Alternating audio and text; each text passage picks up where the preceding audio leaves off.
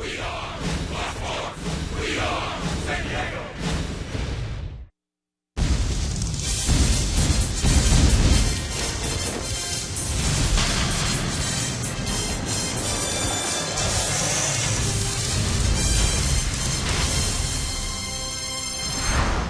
And welcome to Military Sunday at Petco Park. Sunday, the best day for the Padres, best day of the week. They're 7-6. Their winningest day during the 7-day course of events, and we're looking forward to the final game of this 3-game series. The Arizona Diamondbacks and the San Diego Padres. The winner will escape the cellar in the National League West. As we welcome you, Sunday can be fun day. Let's hope that's the case. Always fun with Mark Grant, Dick Enberg. We're pleased that you've joined us, and it's your chance to see the Cuban right-hander making his Petco Park debut. Yeah, Samir Despagne. I still have trouble saying it. So you know what, folks? I'm going to be honest with you. I'm going to call him Odie.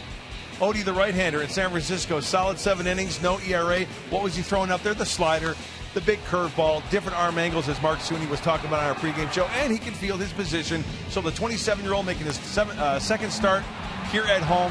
Hopefully they can get some runs for him and go to 2-0 for the Cuban-born right-hander. Right. Very impressive debut in San Francisco. 7 innings, no runs for his, and did not walk a man. Well, last night, the star for the D-backs on one swing was Miguel Montero, their catcher, but he started first on defense. Yeah, and you know what? He's made great strides. Throwing from his knees last night and firing a strike. A nice pick by Aaron Hill at second base, throwing out the base runner, but his defensive skills has gotten a lot better. Blocking balls better. Last year, really didn't want any part of it, but squaring up nicely, and then with the bat. The one thing he's done, he's quieted down his swing. Did a lot of rocking with his body. He's more in an athletic stance now, and the numbers are proving it. 2014 in 75 games. Look at that, Dick.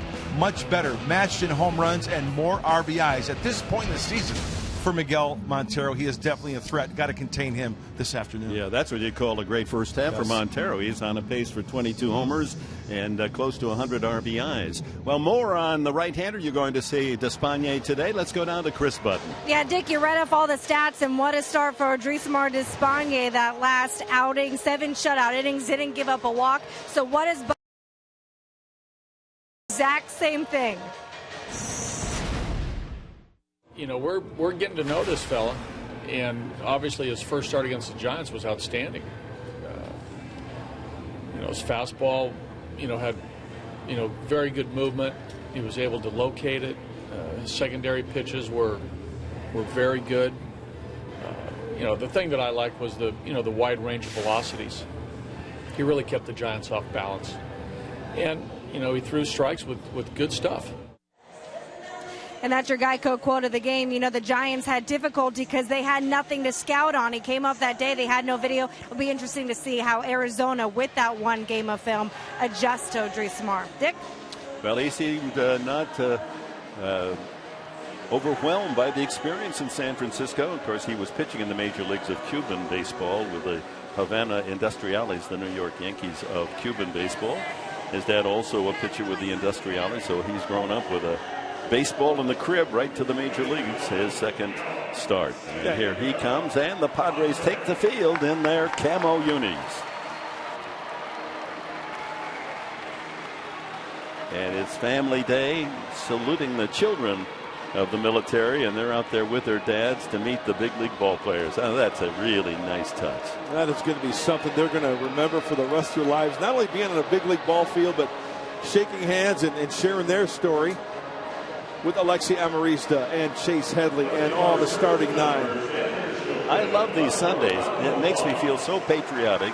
The national anthem never sounds better. And then this scene celebrating the men and women who are representing our country around the world and defending our freedoms, and their children, how much they have to sacrifice too with dad or mom away. Oh, how sweet is that? Very, very nice. Hard holding back the smiles. Makes everybody feel good. The players themselves enjoying it as Despagne starts to warm up on a humid day here in San Diego. The temperature 71, but you can feel the humidity, just a little breeze out of the southwest. As we're ready to play ball, literally in a tie for fourth place are the D-backs and the Padres, and the Arizona lineup is brought to you by Mattress Discounters, much like the one we saw last night. NCRT leading off, and Para Goldschmidt, their star. Montero with a 2-run homer is 11th to win it last night 3-1. Then Aaron Hill bats 5th. Martin Prado, solid bat in that 6th slot. David Peralta, who had the big hit in the 2-1 win on Friday night.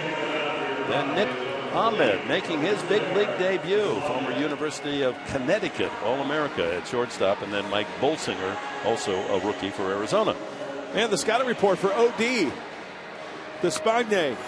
Let's take a look. Everything, ... including the kitchen sink. You know the old adage in baseball? The vernacular, he throws everything but the kitchen sink? Right. No, he's going to throw that up there as well. The kitchen sink, we're going to see that any inning. The dishwasher, the disposal, the kitchen sink, the refrigerator.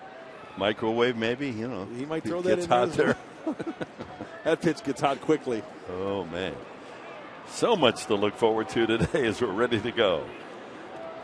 Ready to step in is Ender Inciarte, hitting .239. And Despagne, his first start here at Petco Park. And we're underway with a strike, 89 miles an hour. And he'll throw that from 3 or 4 different pitching angles. He'll take a little on and put a little off. 1-1. Well, the D-backs, it's been a struggle for them. They finally moved a couple of percentage points ahead of the Padres starting play tonight. Quinn Walcott calling balls and strikes with Carlson, Gibson, and Davis on the bases. 1-2 to Inciarte.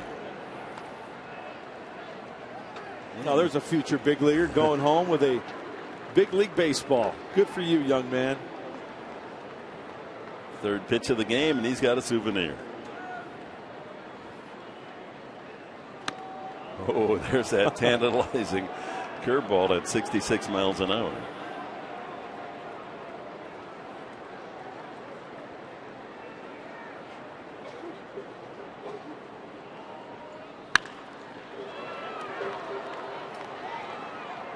It remains 2-2. They've made a roster move, the Diamondbacks. Chris Owings, their shortstop, on the 15-day DL, left shoulder, and that's allowed them to bring up the young shortstop Nick Ahmed, who will see his first big league pitching today. Tough play, really tough, and safe at first with an infield hit is Inciarte. Couldn't have gone out there and laid the ball in the grass any better. Inciarte for the first hit of the game, as the Padres defense is brought to you today by the Arumco Group. Smith, Maben, and Denorfia left to right in the outfield. Headley and Medica at the corners. Amarista at shortstop for Cabrera, giving Everett Cabrera day off, and Falou, the newest Padre, at second. Grandal behind the plate, a all-Cuban battery. Irving Falou, he pinch hit last night and made a nice play defensively to start a double play. Very good with glove. Plug him in a lot of places on the field. Most comfortable at second base.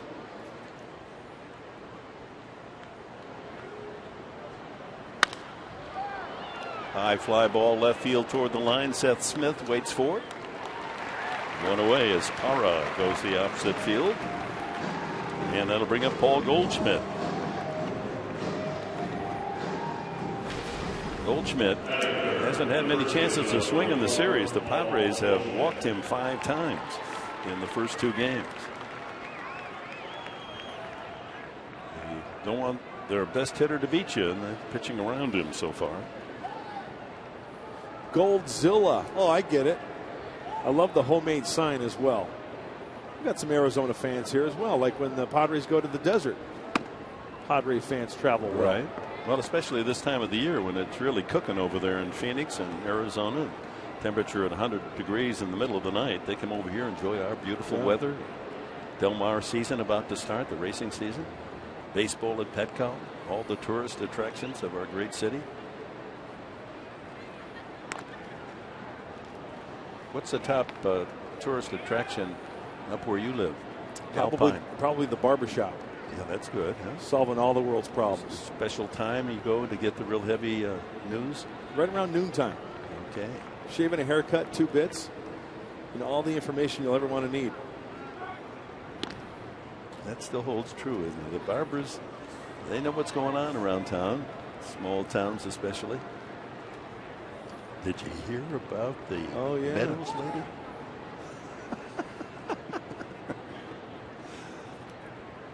The Jones boy? Oh my goodness. That's where I first heard "Oh my" a lot in the barbershop. Really? Yeah, reaction. Oh my. Are you kidding? That happened? In this Armada, Michigan? This guy needs to come out to Alpine. Look at the complimentary beard trim. Yeah, and died. 2-0 to Goldschmidt. See that last pitch? Despaigne lowered his arm angle on that pitch to Goldschmidt. There goes the runner. The throw by Grandal, not in time. And Ciarte has his 6th stolen base. Well, that may take the bat out of Goldschmidt's hands. It's now 2-1, but first base open.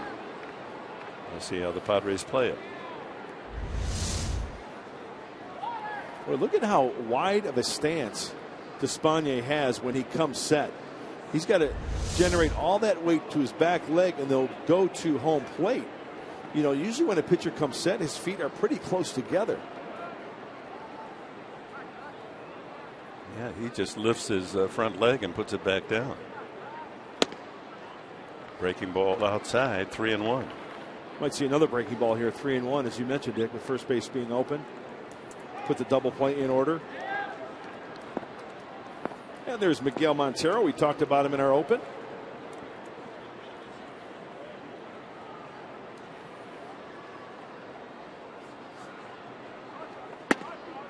On the outside corner, and a full count now to Goldschmidt.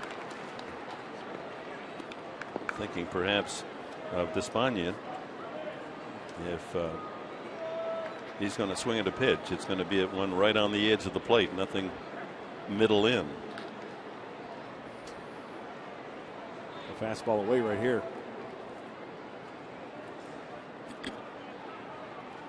Good time to step off with one out and a man at second. And Ciarte shown his eagerness to steal a base already. And ball 4. That's the 6th time Goldschmidt has walked in the 3-game series. As we take a look at the keys to the game, brought to you again by the Honda dealers of San Diego County. Okay, first key to the game, make room for error. What I mean by that is hopefully the Padre bats can get alive this afternoon and give Despaigne some room to make a mistake, maybe a solo shot or an extra base hit that the Diamondbacks score 1 or 2 runs.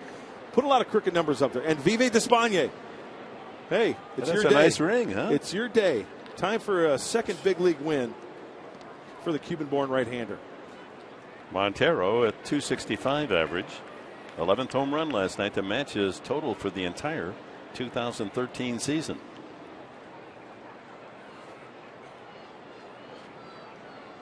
Ooh, that gets away from Grandal, but not far enough for the runners to advance. Goldschmidt was halfway to second base. He had to hold up when the man in front of him, Ciarte, put on the brakes.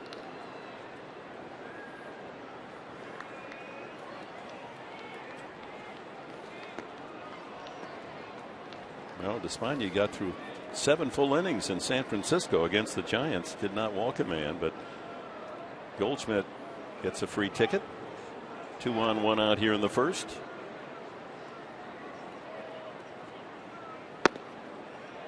Two and 0.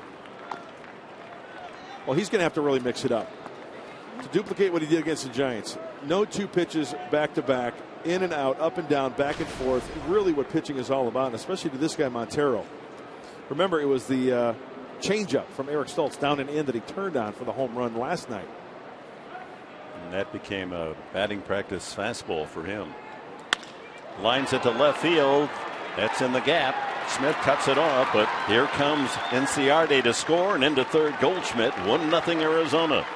Montero back at it again. What a nemesis he has been through the years to the Padre pitching.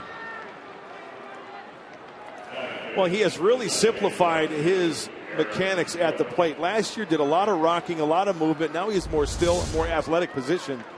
And on this one right here, what does he do? Yeah, it's a pitch outer third, and he takes it the other way. That's another reason why you see the good numbers.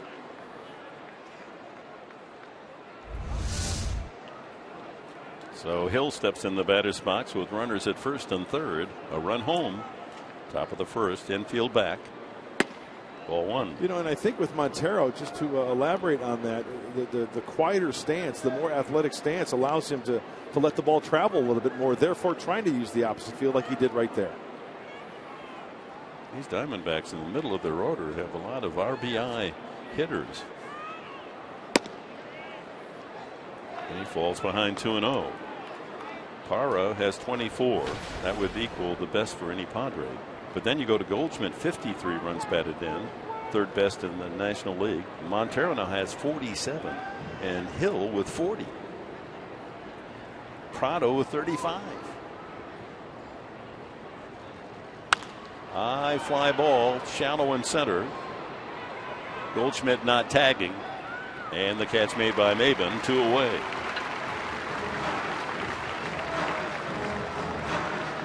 That's a big out as the D-backs can't score on and out, and will bring up Martin Prado. Well, we talked about the motion, a long stride. Boy, that is a really long stride. He stretches toward the plate, doesn't he? Using every ounce, every piece of that. Wow. Every piece of that body to get the most out of every pitch.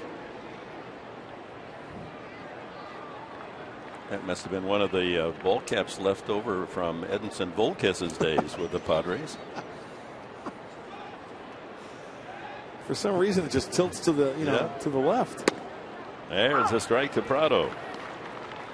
Came over to the D-backs last year in the Justin Upton trade, as did the young shortstop we're going to see this afternoon in his debut, Nick Ahmed.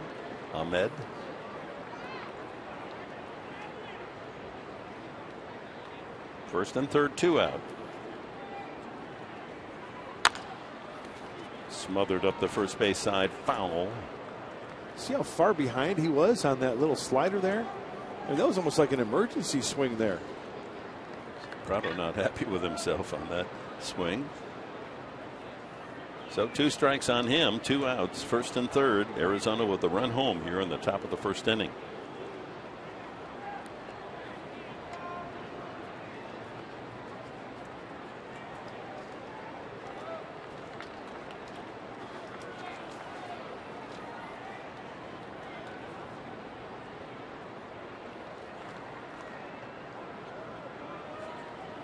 Whoa, way outside. Rondell reacting to that breaking ball, got out there in a hurry to backhand it, or that had been a run.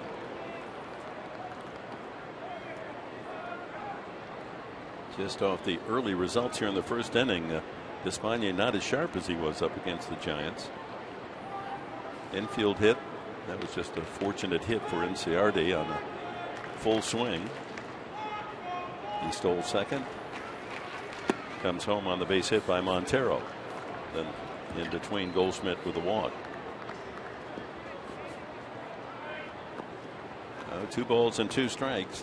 23 pitch inning for Despaigne.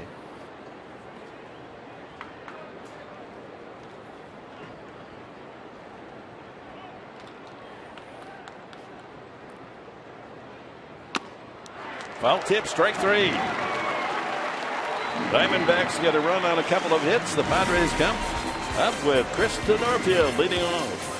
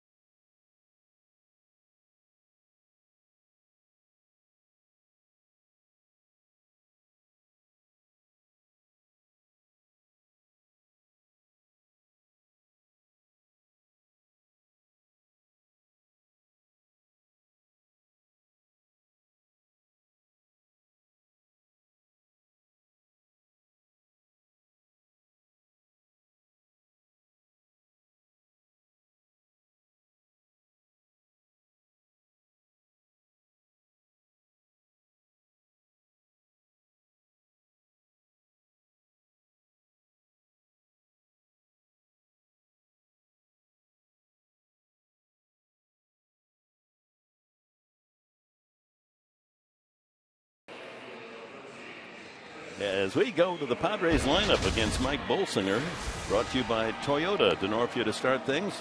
Like to do the same as last night when he opened up the first inning with a double. Then Seth Smith, Chase Headley, Yasmani Grandal hits cleanup.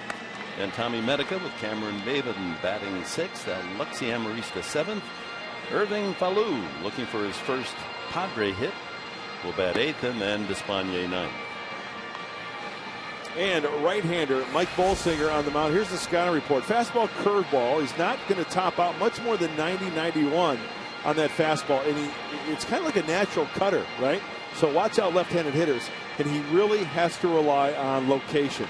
Hitting the corners, working up and down out of the zone, maybe trying to expand the strike zone with that curveball. He's 6'2", 210-pounder, 26 years of age. Grew up in McKinney, Texas. Matriculated at the University of Arkansas for his collegiate days. The defense behind him brought to you by Honda. Peralta in left, NCRT in center, Parra the right fielder. Prado, Ahmed, Hill, and Goldschmidt on the infield around the horn with Montero behind the plate. He has a win and 3 losses so far. Opposing hitters batting .292. First pitch strike. Denorfia at an even 250 as we start today.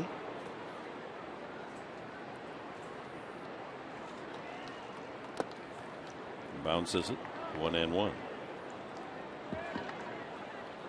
Diamondbacks leave for the second and third legs of a long road trip. 3 here and then 3 in Pittsburgh. 3 down in Atlanta before they return to Phoenix. Padres wait for Cincinnati to come in tomorrow night.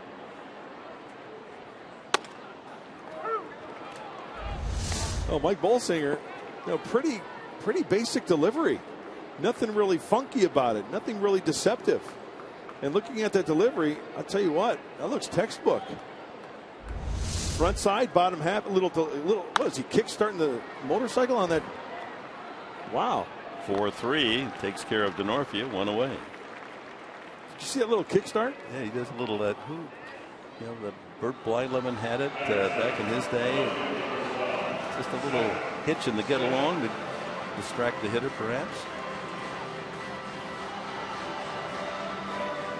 He was eating up the Pacific Coast League with his pitching.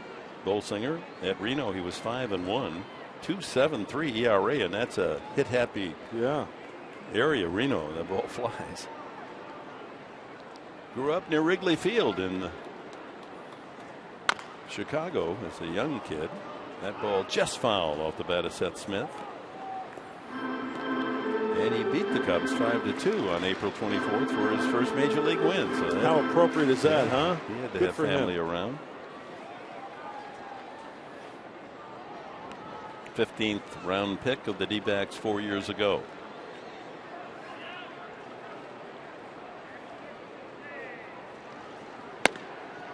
Oh, and 2 to Smith. His average has dipped down to 280. Still the best of the Padres, and the shift is on. 3 on the right side again. Well, really 4 if you include the umpire, but he doesn't have a glove and he can't touch the ball. So take a look at the pitch selection from Mike Bolsinger. Cut fastball 66% of the time, and that's pretty usual when you have a 2-pitch pitcher. It can be fastball heavy. 2 balls, 2 strikes to Seth Smith, who walks more than any Padre, 36 times. Leads in home runs with 8 and RBIs 24, tied with Jed Jerko.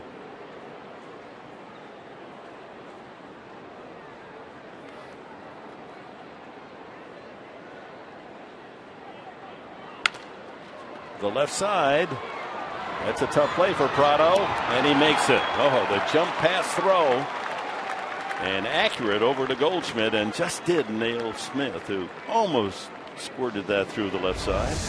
I got to be honest with you, Dick. Even though Seth Smith does not have blazing speed, I thought there was no chance that Prado was going to get him on that play. That is a big league play right there. And it took the third baseman's arm to complete it. The clothesline across there just in time. Seth Smith has to just tip his helmet on that play to Prado. Couple of groundouts to open the Padre first. Here's Headley.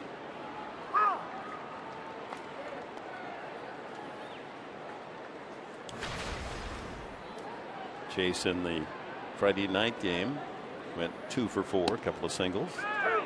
Last night, a single and a walk, 1 for 3, and also safe on an error.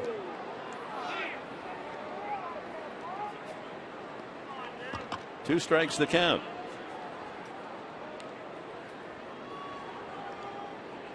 Good pitch. Ball gets away, and 1-2 the count. Well, if that curveball is working for Bolsinger this afternoon, he's going to be good at hitting his spots. It's the old 12-6 curveball as well, the old traditional one. Bolsinger pitched for Phil Nevin, manager in Reno. The Aces. Drive to right field, but right there is Parr to make the catch. So Headley stings one on a line for an out, and the Padres go in order in the first.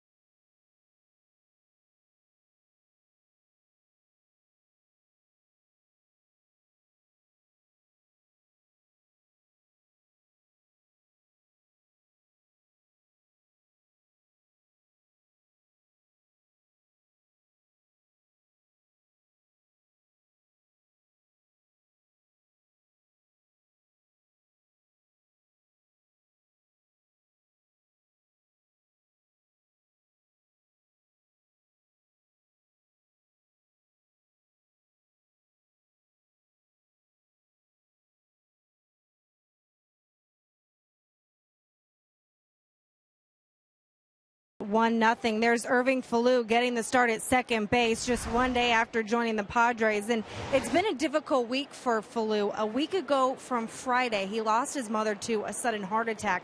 So he spent the last week down in Puerto Rico with his friends and family. He said when he got the call that he was coming here, it put a smile on his face. And after dealing with all the sadness of that week, he said it was kind of a breath of fresh air to just have something to smile about. Interesting, it was actually Jose Valentin who made the call. They played against each other in Puerto Rico. Jose actually coaching against the team that Falou played on. Yeah, it's a nice story, that what goes around. Yeah, sadness, and then a nice call to come up to the big leagues. Here in the top of the second, Peralta, then Ahmed, and Bolsinger, the pitcher, against Despaigne. 1-0 Diamondbacks. Peralta with a 2-run single on Friday night in the 2-1 win. Ooh. Off speed. I think that fooled the hitter and the umpire. That thing just had a late break.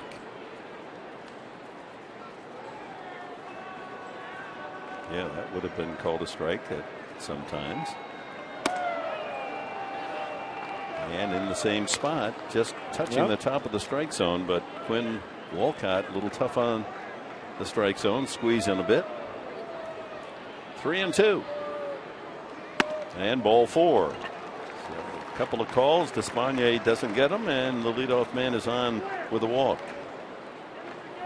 Not a good start in the second. That's the second free pass from Despaigne, and brings up young Nick Ahmed. Ahmed is 24 years of age. He was part of the trade that sent Justin Upton to Atlanta. Martin Prado also acquired by the D-backs in that deal. He was rated in the Arizona organization as the best arm of any infielder. See what he has. Yeah, remember I mentioned Phil Nevin, who's the manager of the Reno Aces. This is straight from the manager's mouth, Phil Nevin. Ahmed is the best defensive shortstop I have seen other than Vizquel. He is very close to Vizquel. Better arm. So that's the scouting report from his manager. Well, he's been a light hitter in the minors, but this year hitting very well at Reno, and it sliced down the right field line right at the pole and just foul. Almost home run distance. That fan. That's a good play. Sure, celebrate. Good times. Come on. That song's going to make it someday, I think it's a hit. They play it in a lot of states. Not Do only they in really? baseball, they play basketball, football. And what is it again? Celebrate good times. Come on. Okay. Yeah, it's a great song.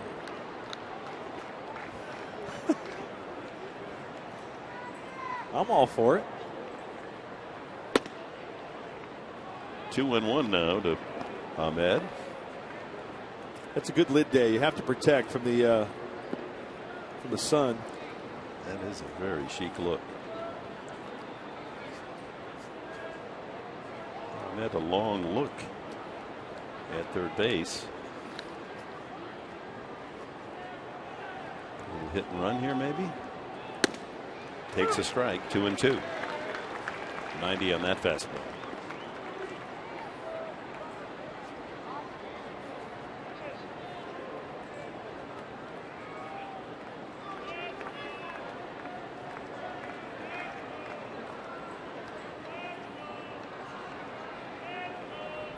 Peralta at first, no one out. Ground ball to second, should be 2. There's 1, and back to first. A double play. Faulu, Amarista, Medica. There's a new double play combination. 4-6-3.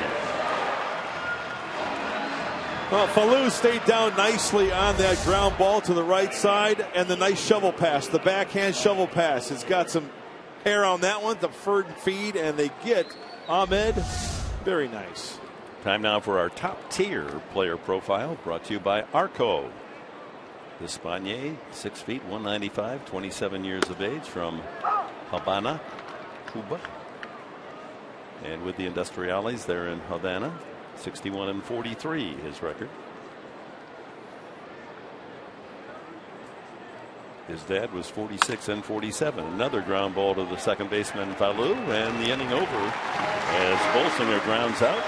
Padres coming up, middle of the order, with Yasmani Grandal leading off. It's 1-0 Arizona.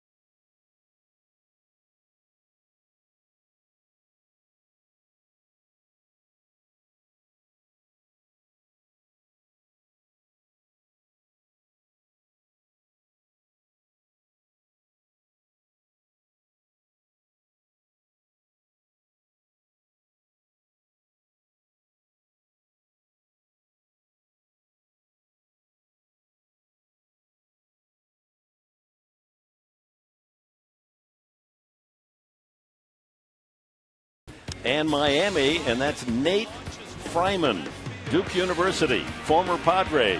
He was picked up by the Oakland A's. He just clubbed a 3-run homer, and the red-hot Oakland A's win it against the Marlins 4-3. First baseman Fryman. Looking at the AL West, Oakland now with a 5-game lead over the Angels. Then Seattle 8 back with Texas, both Texas teams, the Rangers and Astros, down at the bottom. All brought to you by UT San Diego. I'll tell you what. I'll tell you what. You know what? You look at that American League West, the Oakland Athletics, the swinging A's. Boy, Bob Melvin has got to work it. I mean, platooning in a couple of areas on that lineup to where they're just putting it all together. No matter who, they seem to pick up on waivers. They produce. They trade Kyle Blanks. He's hit a couple of home runs already for him. Yasmani Grandal starts the second. Did you hear that loud sobbing and crying coming from the south today? About an hour and a half ago? I did not. Sliced foul down the whole country of Mexico one morning. They had a 1-0 lead at the end of regulation time. They went into extra minutes against the Netherlands. Right.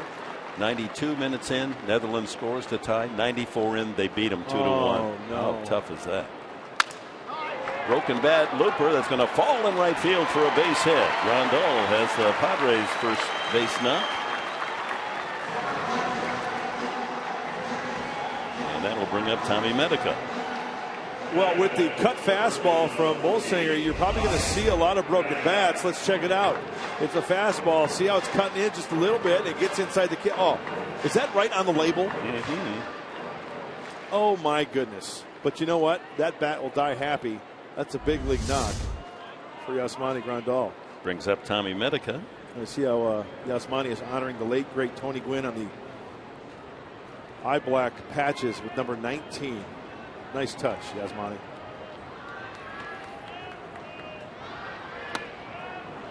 Good swing and a miss. I like the fact he's aggressive. 4 home runs for Medica. First pitch curveball as well from Bolsinger, so that tells you something. He's confident he'll throw that any time. Wind up, stretch. Last year combined his time between Mobile and Reno and was 11-7 with a 4.06 ERA. He's earned his way in to the big club with all the injuries suffered by the pitching staff of Kirk Gibson's D-backs.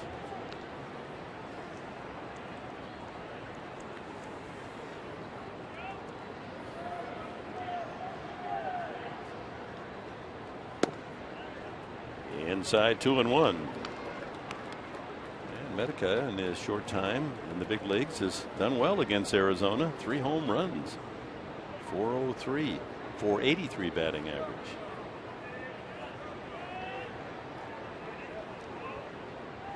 I just like the way he swings the bat. The inside 3-1. Mentioned the injury suffered by the pitching staff of Kirk Gibson. Bronson Arroyo's never been on the injured list. Is now. On the 60-day, Patrick Corbin was figured to be one of their top pitchers. Reliever David Hernandez, Daniel Hudson, Matt Reynolds. So gives an opportunity for a man like Bolsinger. Right center field. Long run for Parra. And that'll be one away. Ball hung up. Not hit as hard as fans hoped off the bat. One away.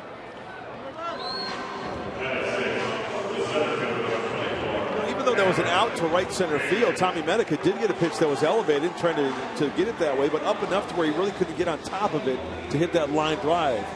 But he had the right idea, I think. Cameron Maben checking in at 270. 1 home run and 5 runs batted in. Maben last night a walk and struck out a couple of times.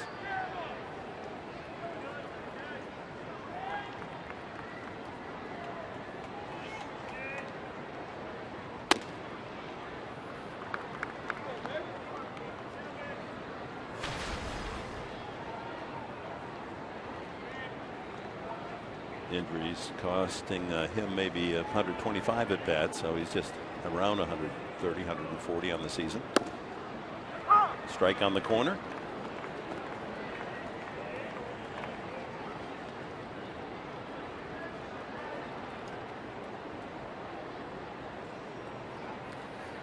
Alexi Amarista on deck.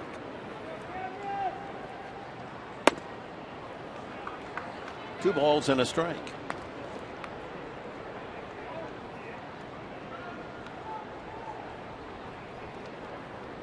Big hole on that right side. Goldschmidt holding on the runner at Grandal. Hills shaded over near second.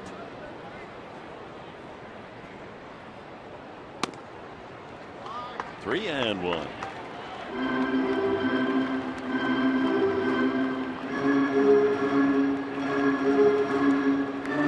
Well, this is the kind of count you look for, right?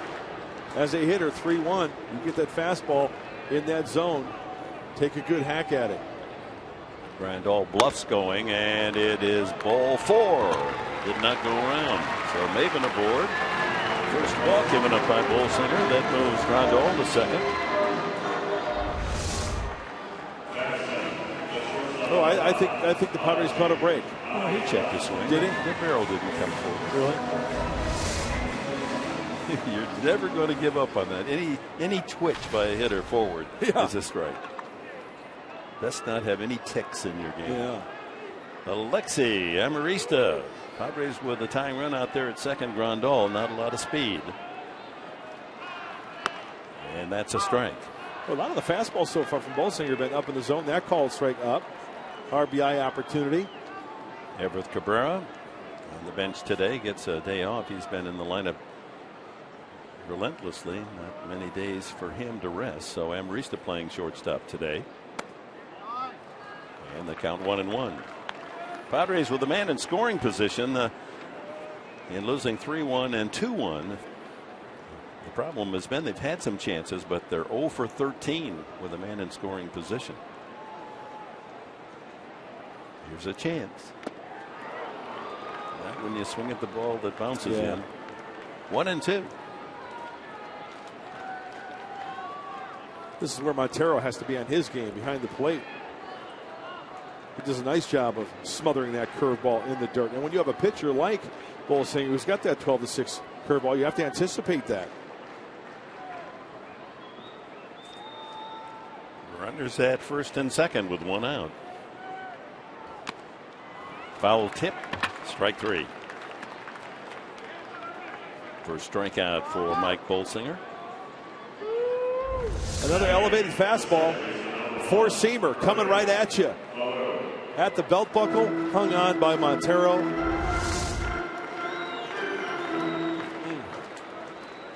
Maybe that gentleman with the binoculars can see an RBI single here. As Irving Falou, 0 for 2 as a Padre. He had 10 at bats with Milwaukee earlier without a hit, so he's 0 for 12 on the season. Long career in the minor leagues. At Nashville, hitting .306. Lifetime minor league batting average of .278.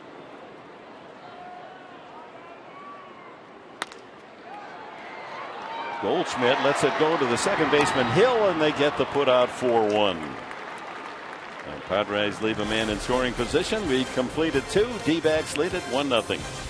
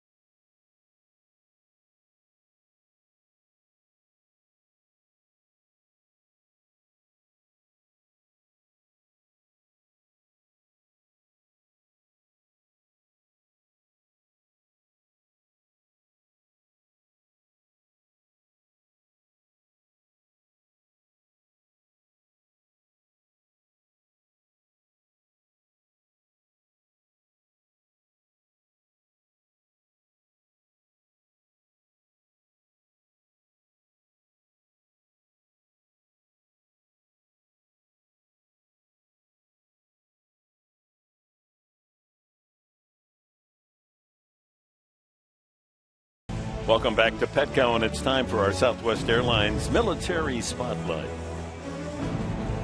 First pitch as we celebrate the families of our military today, and a special salute for those who have come back and are rehabbing and finding a new life for themselves as they fought for that wonderful flag of ours, red, white, and blue. And we welcome you back to our Military Sunday. Padres with the camos are 23-11 in the last 3 years, so that's a good sign. It's the most popular jersey in all the markets where they sell San Diego memorabilia, and all the kids, Little League kids. And when they say, which one do you want to wear? There are a lot of choices. Oh, you want the camo. And other major league teams are following. Cincinnati now uses the camouflage uniform. Leadoff hitter Inciarte, a swinging bunt single to third, and then stole a base and scored the Arizona run on a single by Montero in the first inning. Headley creeps in on the grass at third. Medica just a step off the grass at first. 2-1. You mentioned the injuries of the D-backs. The Padres certainly can cry their woes as well in that regard. Pulled foul, but A.J. Pollock off to a good start. He's on the DL. Mark Trumbo, who's hitting some home runs early, he's injured. Yeah, he's due back, I think, after the All-Star break. Had a stress fracture in the foot. And they just sent down Chris Owings on the DL. Fly ball to right. Innocent. Denorfia. One away.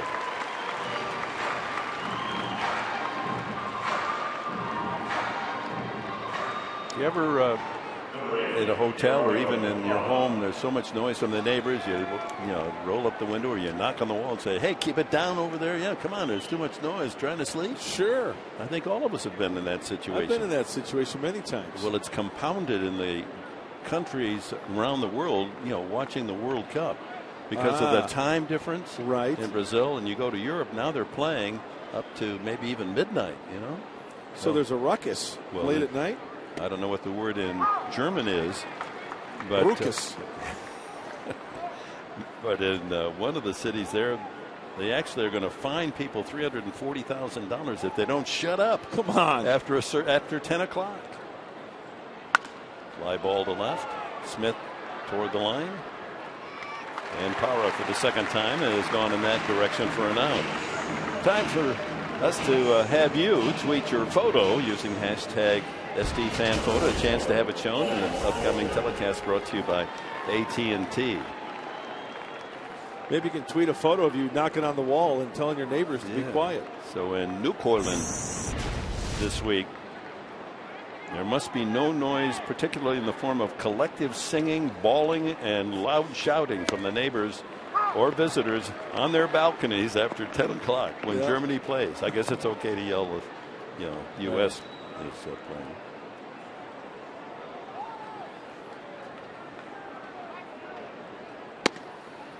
Sprechen Sie Deutsch there, Fräulein? Yeah. Care to help me with my rucksack? Supposed to, at least in theory, keep the noise down between 10 at night and 6 in the morning. But it's tough because the games are on later. Right.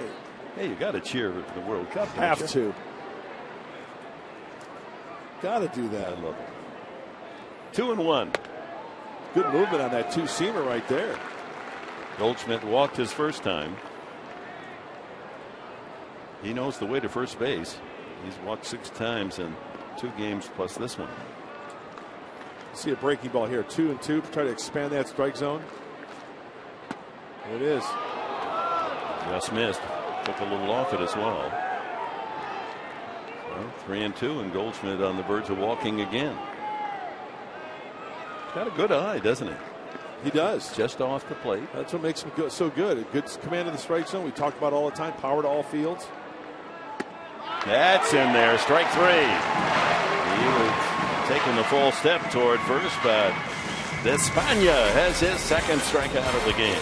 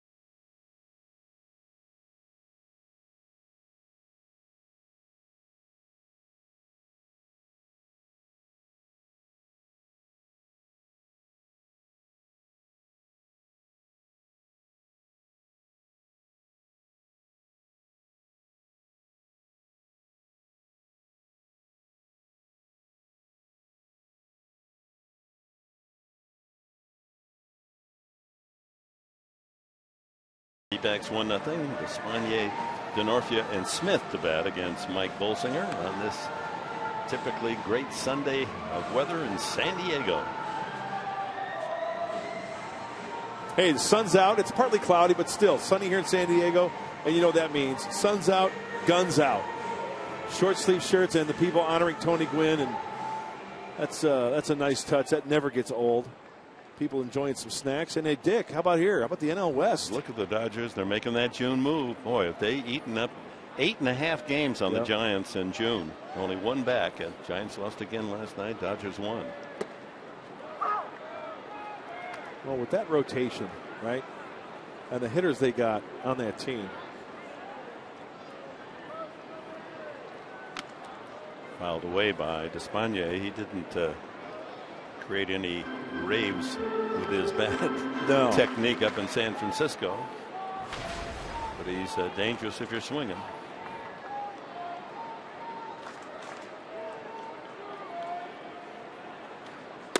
Swing and a miss.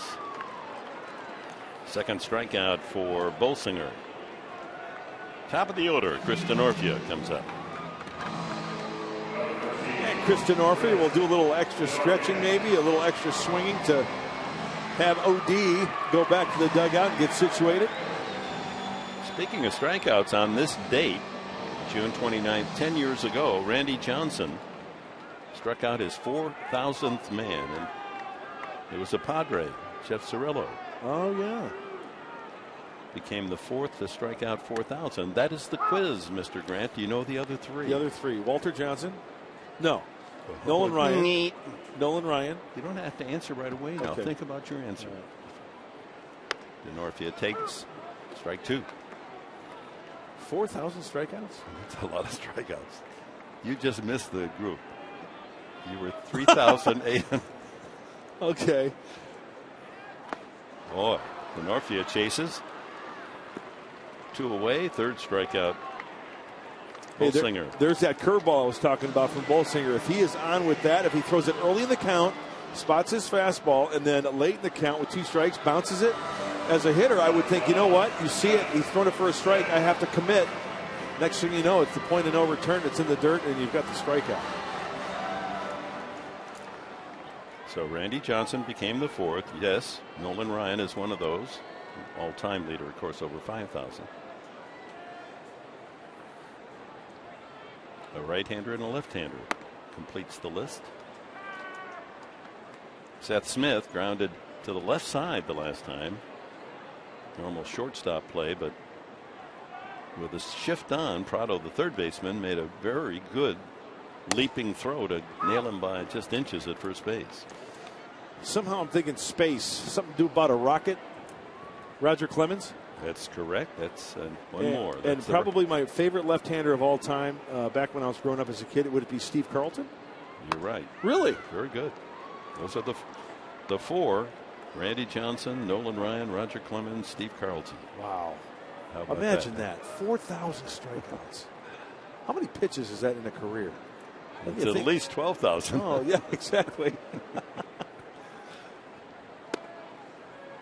2-2 to Smith.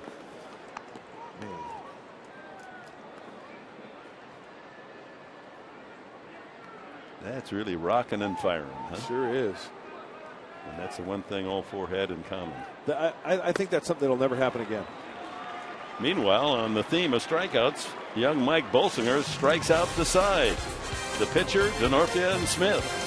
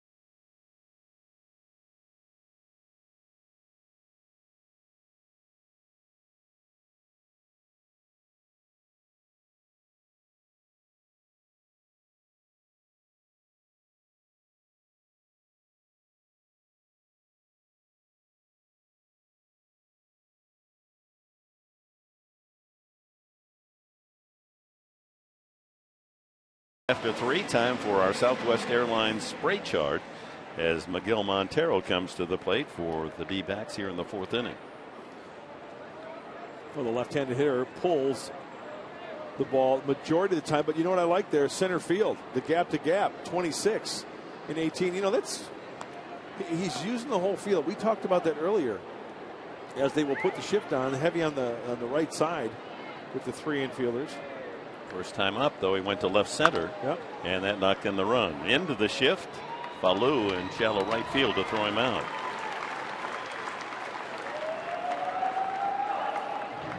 That'll bring up Aaron Hill. Well, the Reds come to town tomorrow night, Tuesday night, Wednesday afternoon.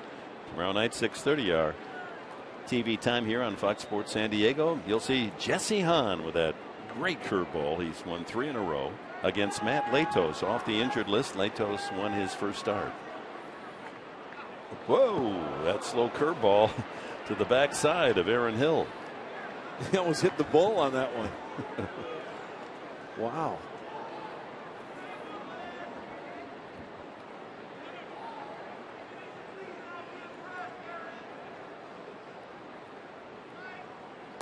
And then he throws it outside as far. He lowered his arm angle on that one too, huh? So there's about a 12-foot difference in those 2 pitches. Got to find the difference, right? Yeah, how about a little tighter there? A little fastball away right here. That'll do the job. 2-1. Paint.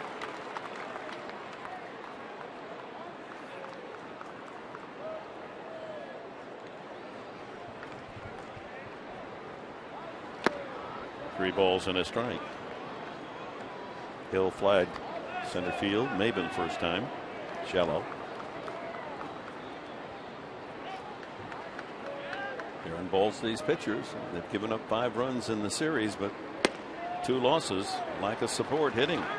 That's a 3rd walk from Despaigne. Mark Sweeney joins us down by the Padre dugout. How things looking from your angle? Well, you see those different arm angles that Despaigne gives, which is a very difficult chore for some of the Diamondbacks hitters, especially if you don't see so much film on a guy. But when you see those release points and various release points, very difficult to adjust. A lot of take modes at times if you don't understand that plan of attack. If you take a look at the arm angles, that high 3/4, which is right there, which is normal, then you go down that low 3/4, almost sidearm action. Very difficult, especially from right on right. And of course, along with the different angles, the different speeds on all his pitches, fastball and the breaking ball especially. First pitch strike to Prado, struck out swinging the first time. Yeah, Mark, it seems like these Diamondback hitters are making Despaigne throw some strikes. They're taking some pitches, huh? Yeah, I think if you look at Mark, when you look at the scouting report and then you also put it to film, which is the last start in San Francisco, you want him to throw strikes. A lot of movement on pitches. Look for that ball over the middle of the plate. If it's on the edges, it's probably going to work off of the plate. Ground ball up the middle, could be 2. Amarista takes it himself. 6-3, double play. He looked at Falou and said, I got it myself. 6-3, the Padres' second double play today.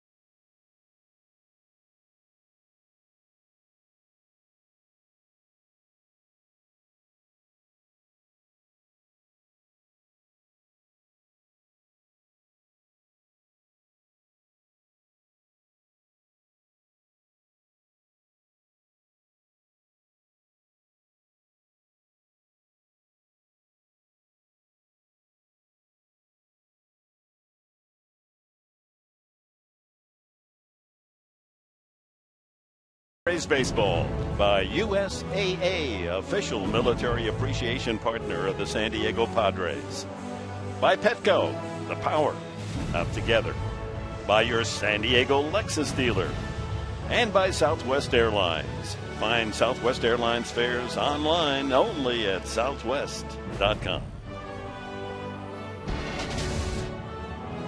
A magnificent span of the Coronado Bridge just off to the south of Petco Park as we welcome you back. Bottom of the fourth inning. Chase Headley leads it off for the Padres. He hit it hard the first time.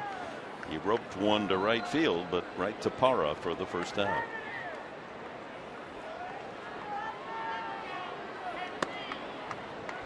Meanwhile, Mike Bolsinger getting more and more comfortable the last inning, striking out the side. Yeah, Mark Sweeney, Bolsinger, pretty much a two-pitch pitcher. Two-pitch pitcher, and also, too, a little bit of deception in that windup. I think it's one of those things the Padre hitters have to adjust to. But looking for that fastball when you don't know somebody, look for that fastball and elevate that fastball just from there.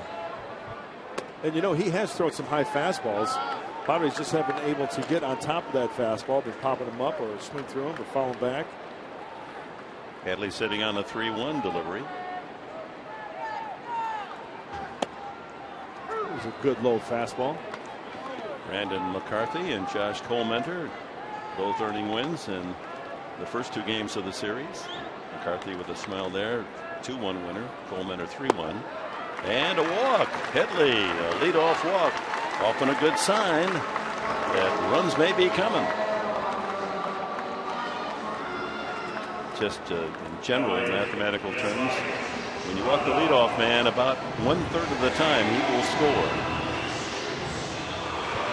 Yasmani Grandal, broken bat single to right field for the Padres' only hits thus far.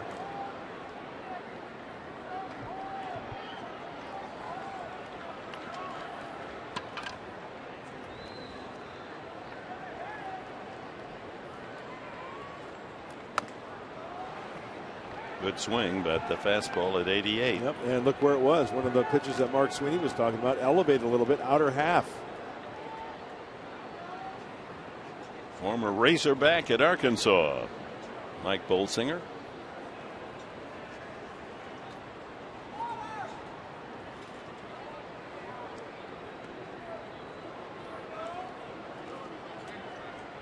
They wear those, Razorback hats down there, those plastic hats. Yeah.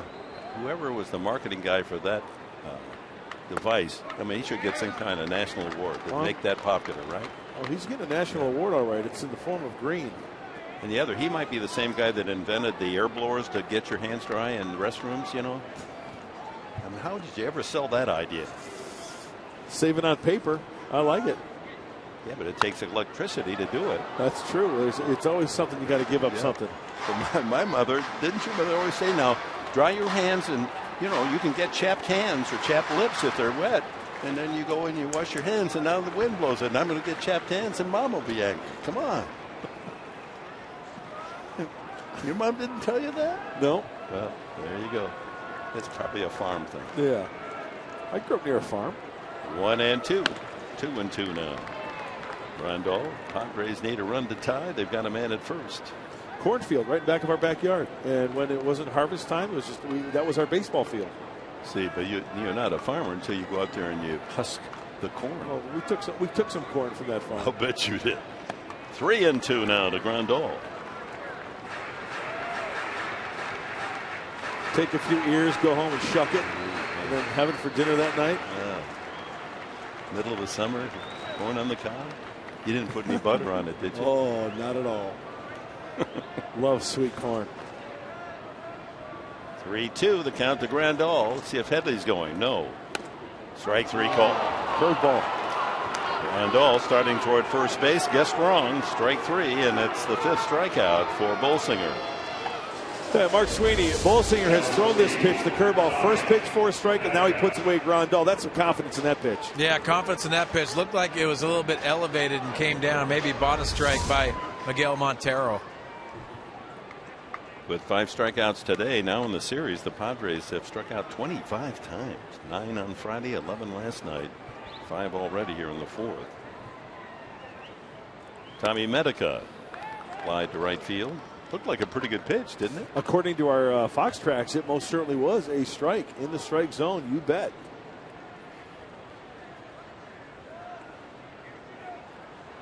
1-0 D-backs here in the fourth.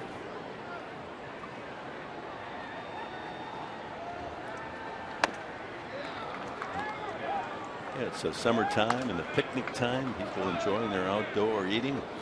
You know, the corn on the cob reminds me they're often on the farms on the edges of the cornfields if you're doing sweet corn. We actually did popcorn on our farm along the sweet corn. That's where you planted the melons. You get those nice big old summer watermelons going. Yeah. Now you're talking.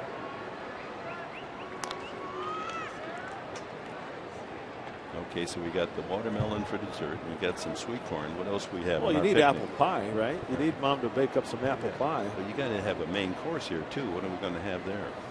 Gosh, back in the day for me, it was fried chicken, mostaccioli. Hey, that's a really good fried chicken.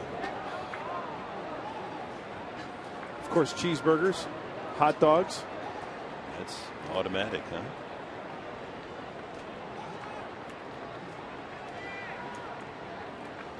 My uncle was always famous for whiskey sours. He'd bring over my Uncle Count Mahalik. He brought all his stuff, and hey, Uncle Count's making whiskey sours. I didn't sneak any of those. How about whiskey sweets are good too. Ground ball through the hole into left field. Medica with a single, and to second base goes Headley. And the Padres have 2 on here in the fourth inning. This is where the Padres need the big hit. Second time around. Sharply hit ball off the bat of Tommy Medica. The fastball has been up. Even the curveball has been up. Grandal got called for it. See if Cameron Maben can capitalize on a fastball here. Bring somebody home. Padres unable to connect with a runner in scoring position in the series. Mark Sweeney, we might see a first pitch breaking ball here with the runner in scoring position. And Mark, another point too. Bolsinger has tried to quicken up his delivery. When he's quickened up, he's been elevated in the strike zone, and those mistakes are coming, especially with a guy on first base. Let's see if he adjusts in this situation. Maben checks his swing and goes around. It was in fact a first pitch curveball from Bolsinger. Good hitting, Maben against Arizona, 9 for 21. Second triple will play rather nicely here. Yep.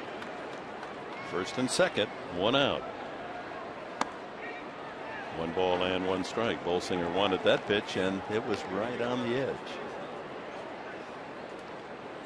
Trying to snap out the Padres of an 0 for 15 series. Runners in scoring position.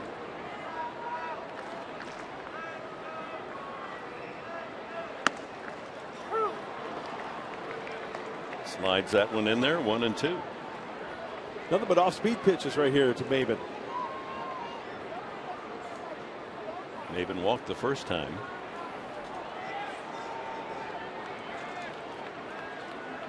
Well, he got a call on that last one, huh?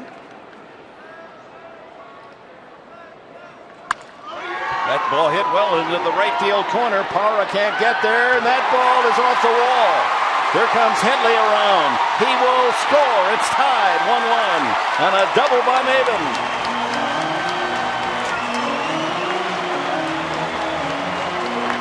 So the leadoff walk to Headley, and he comes around to score. Medica winds up at third on the double by Maben. He continues to hit Arizona pitching. Well, he went soft, soft, soft as we go to these pitches. Curveball, curveball. That's not exactly where he wants them. And then he goes to the well one too many times. This one is a strike on the outer half, and Cameron does a nice job off the base of the wall, the Petco porch. He stayed on that ball nicely, didn't overswing, hit it exactly where it was pitched. And the Padres have a chance to take the lead. A fly ball to center, and that's deep enough as tagging at third is Medica. And here he comes home, and the Padres are in front 2-1. Amarista with a sacrifice fly.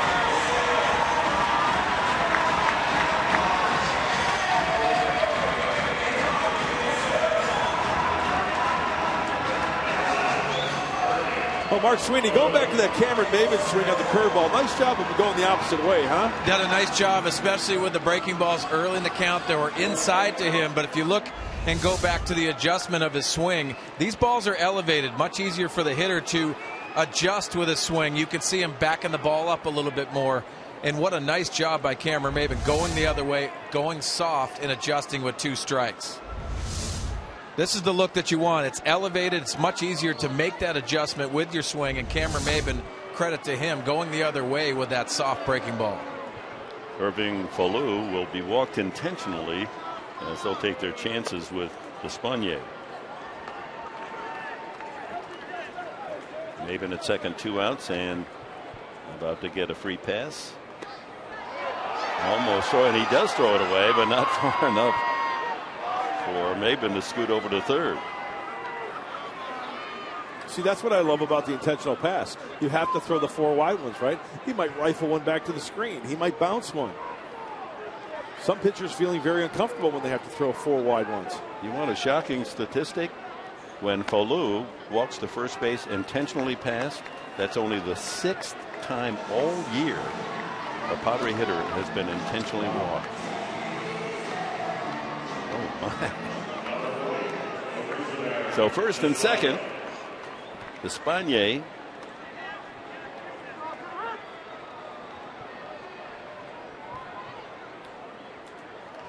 If he gets a hit, and he does hit the ball to the second baseman, I was going to say there are going to be headlines in Havana. 4-3 to put out, but the Padres take the lead here in the 4th inning.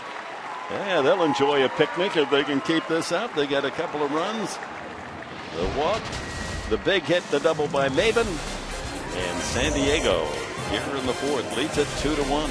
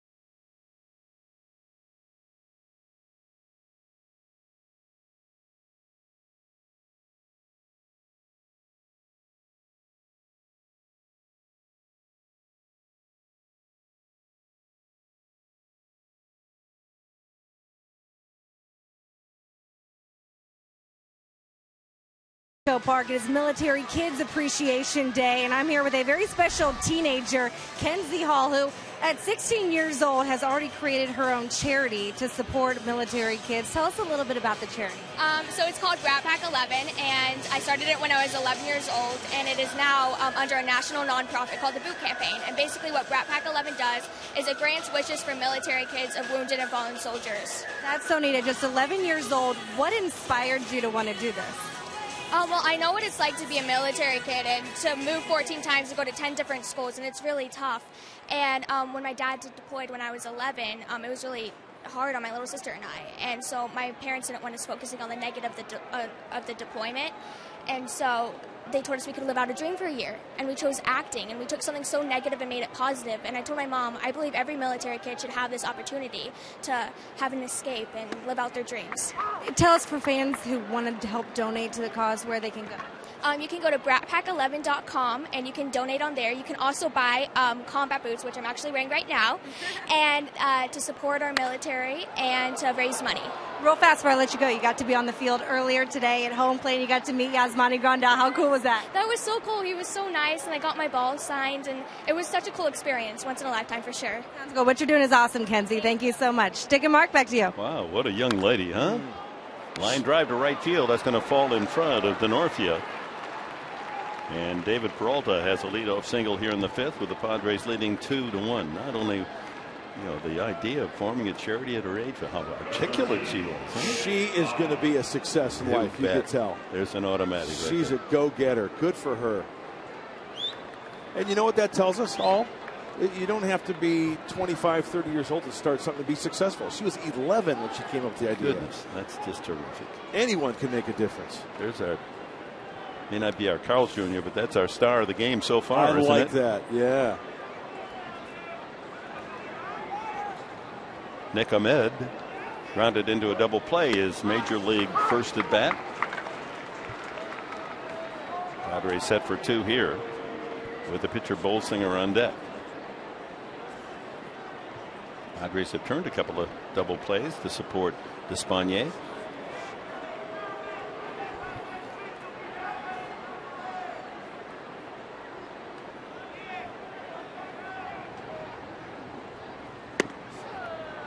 A ball and a strike.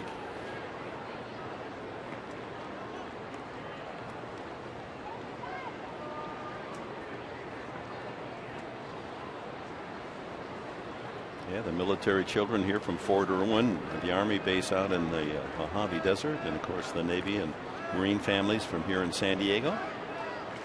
As the Padres salute the kids, the families of military men and women.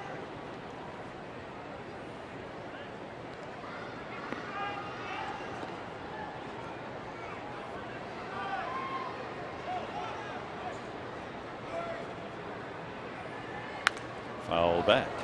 And I know, working with Mark Sweeney, whenever he's up in our booth, when you take some games off Mark Grant, he stands rigid and tall. And whenever they say, now let's salute the military men and women who are in the audience, would you please stand? Boy, Mark jumps out of his seat. Very nice to see how deeply he feels. Well, I think that's one of the greatest things that this organization does in honoring so many of the military that are in this city, and obviously Military Sundays. It's special for all of us. It really is. It's the day of the week for me.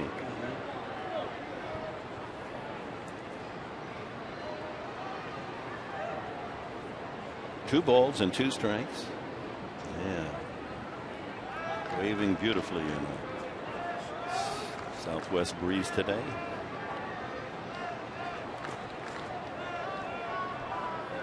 There goes the runner. Fouled away. He had a good break too, Peralta. Hey, Mark Sweeney, I mentioned earlier about Ahmed up at the plate and what Phil Nevin said about the scouting report for this young shortstop. Those are pretty high praise, huh? High praise, and I think Phil has a huge standard on breaking players down. I think that's one of his best attributes is really scouting type of players. He's been in the AAA level for a long time, and that is high praise, and I wouldn't be surprised if he fit that bill. We haven't seen him make a play yet. Anxious to see that arm. And if you're just joining us, we're referring to Phil Nevin, who's the manager of the AAA affiliate for the Diamondbacks, Reno Aces. He mentioned about Ahmed being the best defensive shortstop he's seen since Omar Vizquel. Even has a better arm than Omar Vizquel.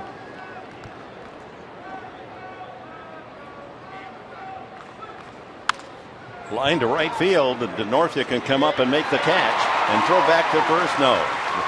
Quickly back was Peralta. On that, flirting with his first big league hit. Lines out to right for the first out in the inning. That'll bring up the pitcher, Bolsinger. Grounded out to second base his first at bat. 2 for 15, 2 for 16 now with the out today.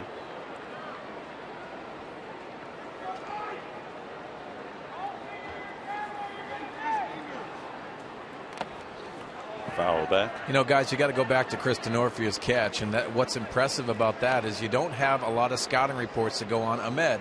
So you have to take your chances, especially on the off field, how far you're going to come in, and playing normal depth to try to read that swing and try to get a good read pitch by pitch. But nice break by Chris Denorfia.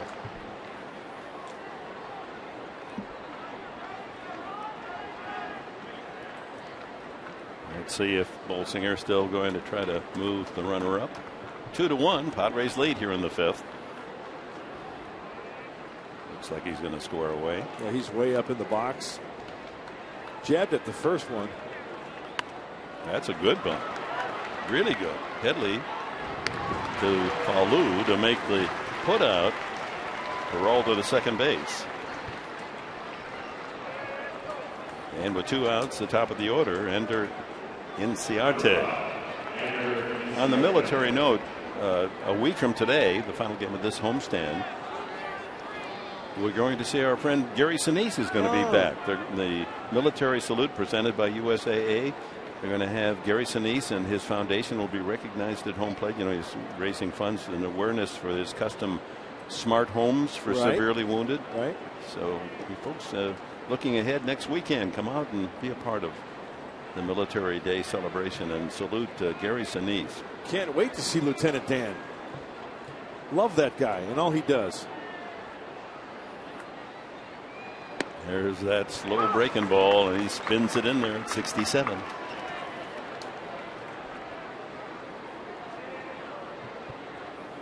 Oh, there you go. Oh, life is good.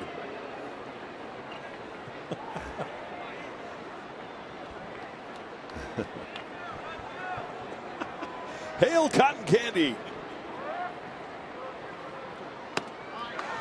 Late swing. 0-2.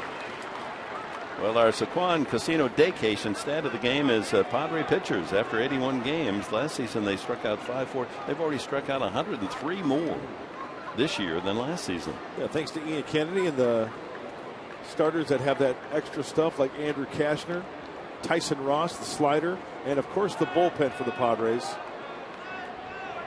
Ground ball, second base. Falou to first, and that's it for the D-backs in the 5th inning.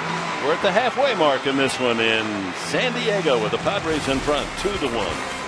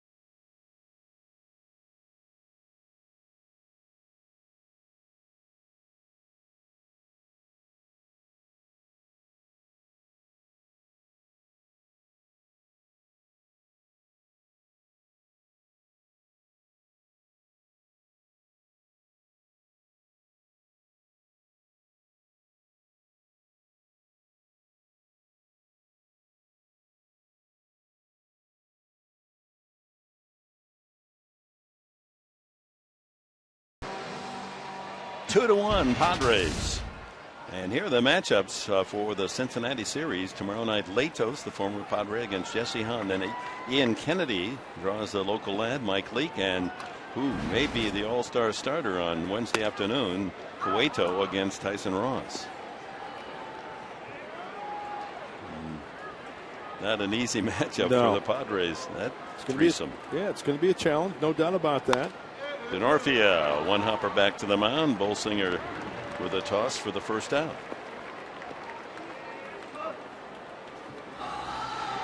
Looking up into the Fox Sports Suite. Oh, that's my two sons there. Here's Andrew, right? Right. And Alex. And there's Alex. Here's big Alex. Alex is my man, sporting the lid, the nice lid right there.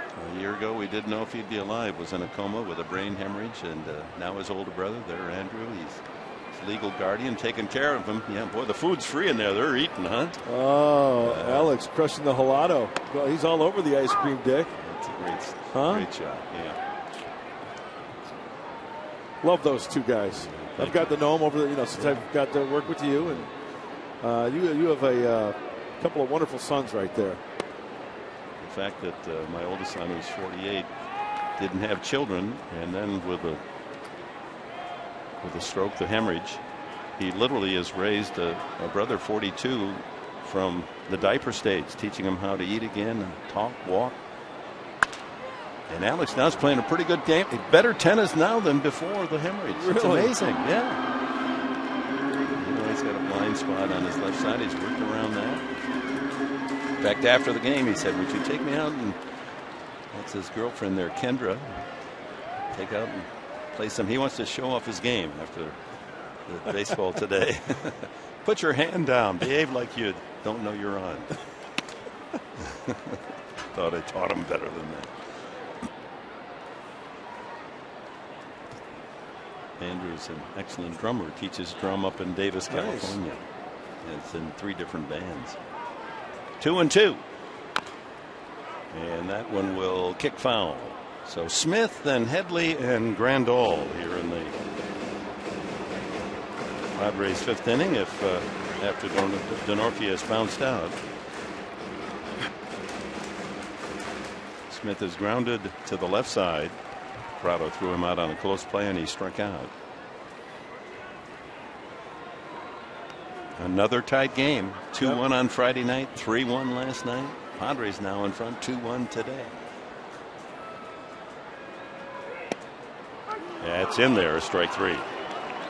Another strikeout for Mike Bolsinger, number 6. Well, the 2-pitch pitcher, what does he throw? It's a good old-fashioned 4-seam fastball. Knee high, outside corner. Looking for his second win as a major leaguer, 1-3 coming in. Here's Headley, line to right, and walked and scored.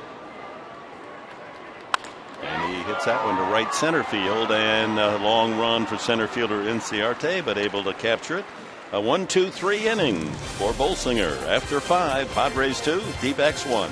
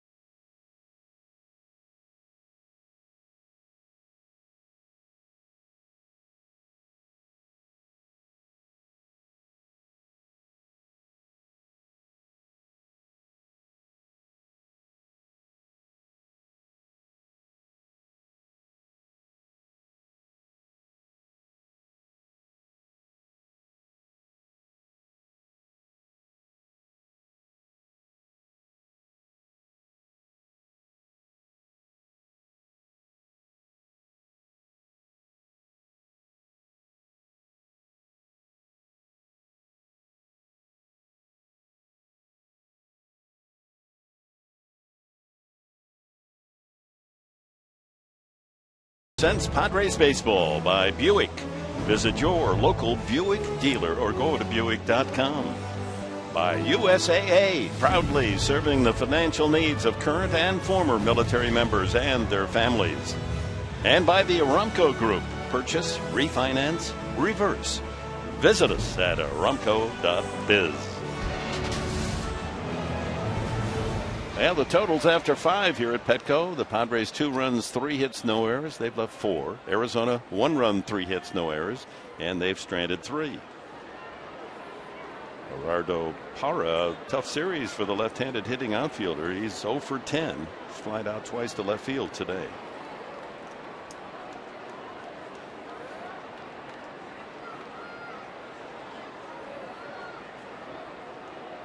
There's the slow curve, hangs outside.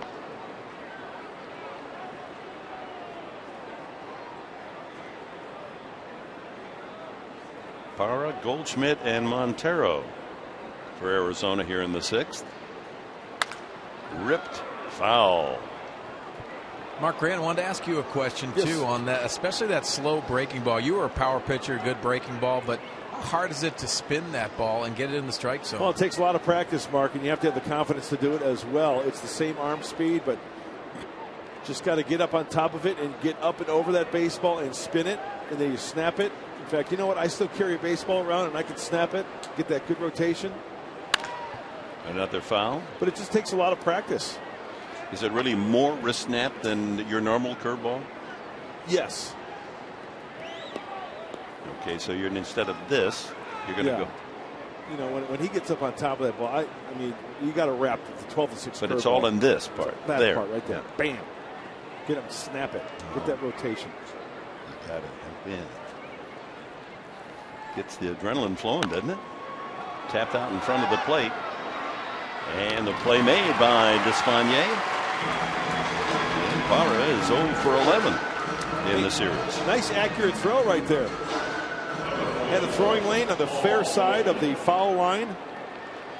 Made that play against Pablo Sandoval up in San Francisco. He most certainly did. Brings up Paul Goldschmidt. He's walked and he struck out. Took a third strike, 3-2 in the 3rd inning. So he walked 3 times last night and struck out. And on Friday night, he walked 2 times and struck out once. The only out he's made other than a strikeout is a fly ball to right on Friday night.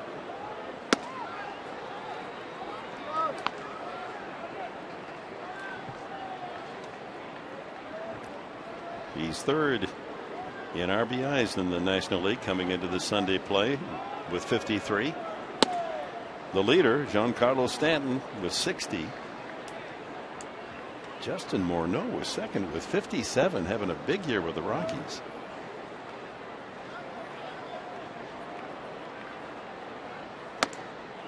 (3-0). Hey, Mark, regarding that big breaking ball, is that a pitch that you would just absolutely tell yourself, I'm spitting on it, or was it something that you would offer at? I try to eliminate it. The reason for it, it's timing, and it changes the timing from the hitter's perspective. If he proves that he'll throw it for a strike early in the count, you might sit on it the first pitch.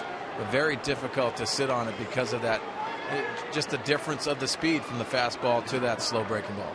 No surprise, Goldschmidt walks again. 7 times in 3 games of the series. If I recall, that ties an Arizona record for most walks in a 3 or 4 game series by a Diamondback. Padres don't want him to beat them, so they eliminate him just as you might eliminate a pitch as a hitter. You saw the pitch count per inning for Despaigne. Heaviest workload was in that 1st inning, and he has settled down. Working into the 6th right here. Only 1 run and 3 hits. The other Arizona hitters to walk 7 times in a series, 3 or 4 games, Luis Gonzalez and Adam Dunn. And now Paul Goldschmidt was 7.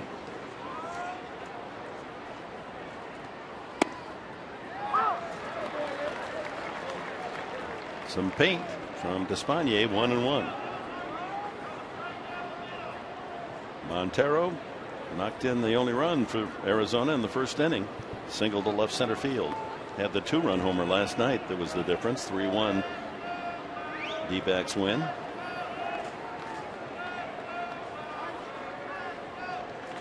Ground ball to first, could be two. Medica to second for one. Rack to first base. A double play. 3-6-3. And the Padres have turned two again. That's three double plays today. Oh my, you got to love the double play. 3-6-3.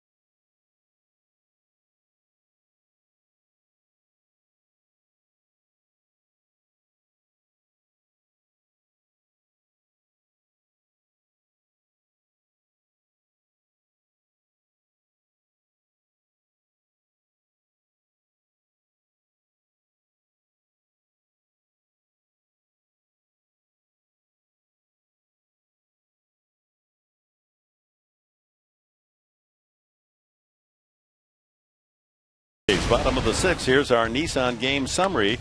Diamondbacks struck first. That's Miguel Montero. Single to left center field. Brought in Cincinnati, who had singled and stole second. But the Padres came back. Key blow in the fourth inning. This double off the base of the right field wall.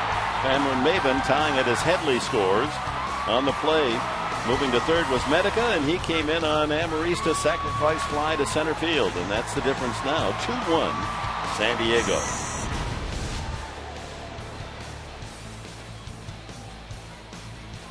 Each team with only 3 hits as we move to the last of the sixth. Yasmani Grandal has one of them. A bloop single to right field. His first time. He struck out the last. Kirk Gibson studying his lineup card as we get into the business end of this game. 1-1 to Grandal. Medica and Maben to follow.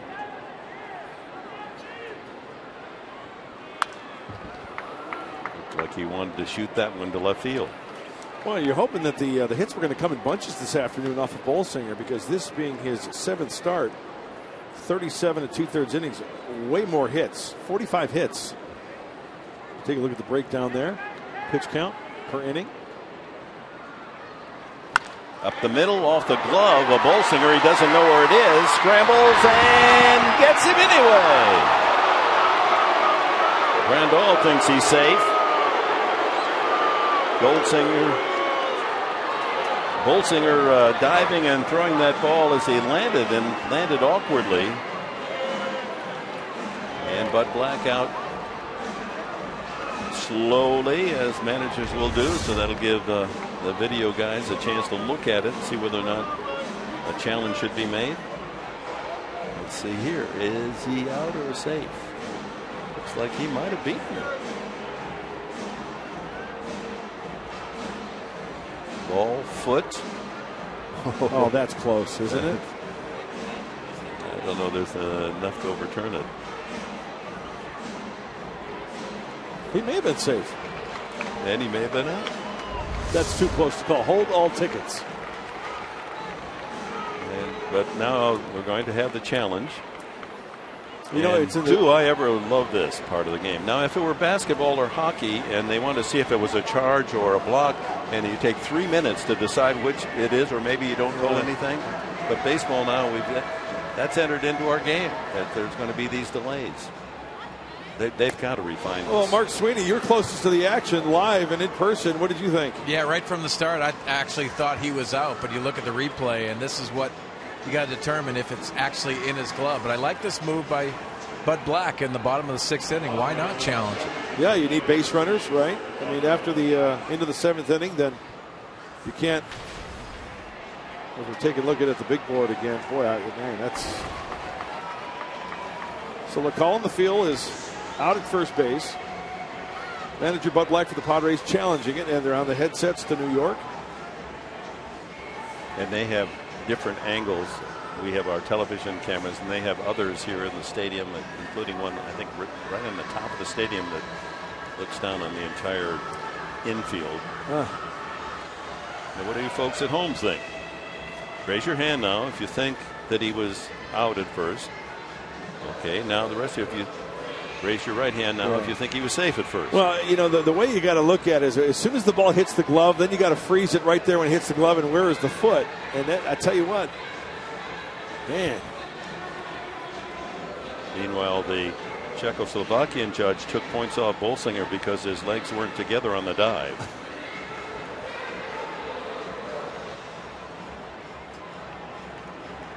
Well, it's going to take some time, so that's a tough call. Is there any evidence to really sway it one way or the other? The call on the field is out.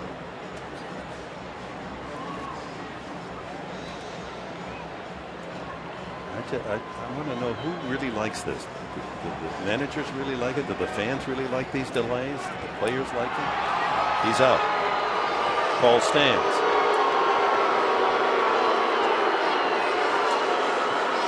Well, fans saw it on the big screen. Those are the ones that raised the right hand that thought it was safe. But the votes that really count are the ones in New York. All stands. 1-3 put up.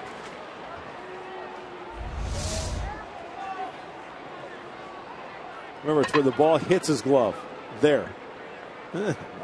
Seeing it that time, I think he's safe. Well, it's 2.5 minutes to make that decision, plus the time to get back to actually playing, so close to 3 minutes. There's no other sport that will stop play right in the middle of action and take a 3-minute timeout.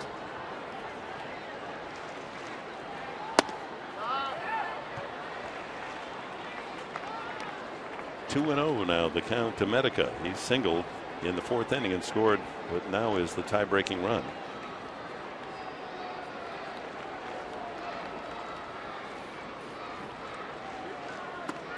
(3-0).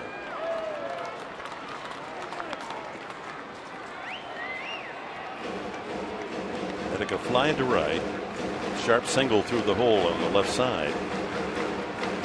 And then he scored eventually on Amarista sacrifice fly. 3-1.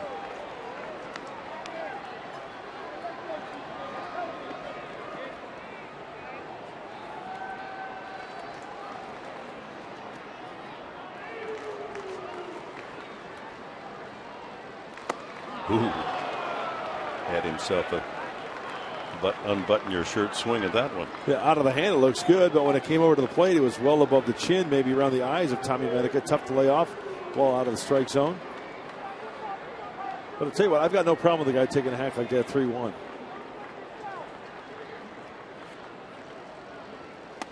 And another pitch upstairs, and he takes it for ball 4.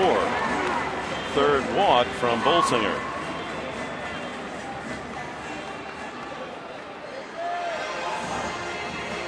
Well, for today's game, USAA and Fox Sports San Diego provided game tickets and transportation on the Fan Express for the 1st Supply Battalion Marines and Sailors. Their trip was sponsored by our partners at USAA, official military appreciation partner of the San Diego Padres. Good to have Sailors and Marines with us today. And also the kids from Baja California, 100 of them, Little Leaguers, here at Petco. Maben has the big hit in the bowl game.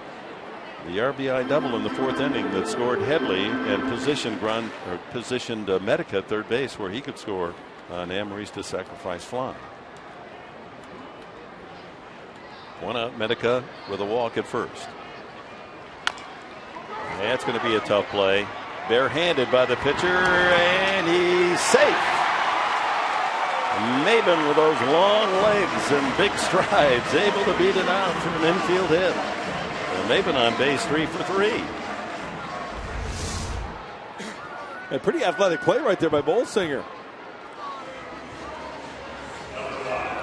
And a nice pick. That's the same, almost the same call as Grandal's. Surprised that, he is going to challenge. I was surprised we didn't see Kirk Gibson come out and challenge that. Not that I want to encourage another delay, but we're going to have one.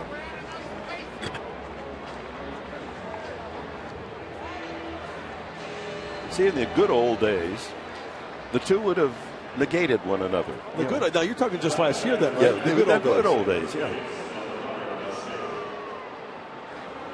One would have been safe, one would have been out, and both would have been close, and we'd gone on and played the game. And you know what that is? That'd be just a big old-fashioned big league hang with them, right? Too close to call. Part of the game. So let's take another look. Watch when the ball hits the glove. The call is safe, safe rather, and now is he safe? That's insane. Can you believe in the same inning we get? Well, I don't think I've seen two close plays so close together. Ball hits the glove right there. Yeah, I think he might be out. Yes, he's out. You see the separation from the bag and the foot? But the call in the field was safe. We'll see if there's enough evidence to overturn it.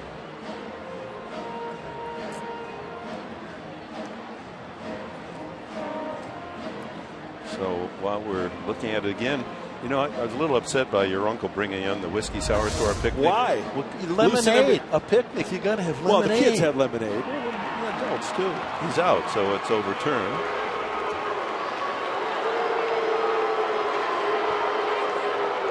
Two away. Medica goes to second on the play as the call is overturned. That seemed to be the right call.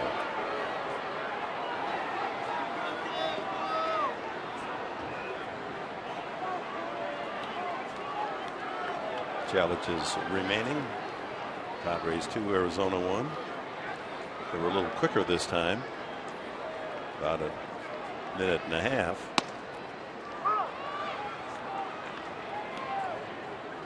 Diamondbacks keep their challenge, but the Padres now have no more challenges. So a couple of athletic plays by Michael Bolsinger out on the mound there, going to his right and his left. The Padres have an insurance tally out there at second base with 2 outs. Amarista has knocked in a run with the sacrifice fly. 13th RBI of the year.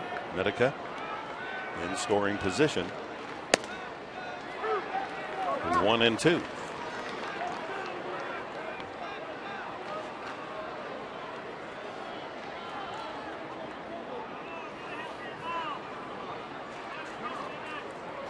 See, in the good old days, he wouldn't have even come out of the dugout on that play. It was so close.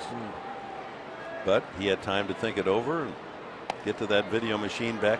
Every team has a video operator just off the dugout. They're watching every play and looking for a clue as to whether it's that close or you might overturn it. 2 and 2 to Amarista.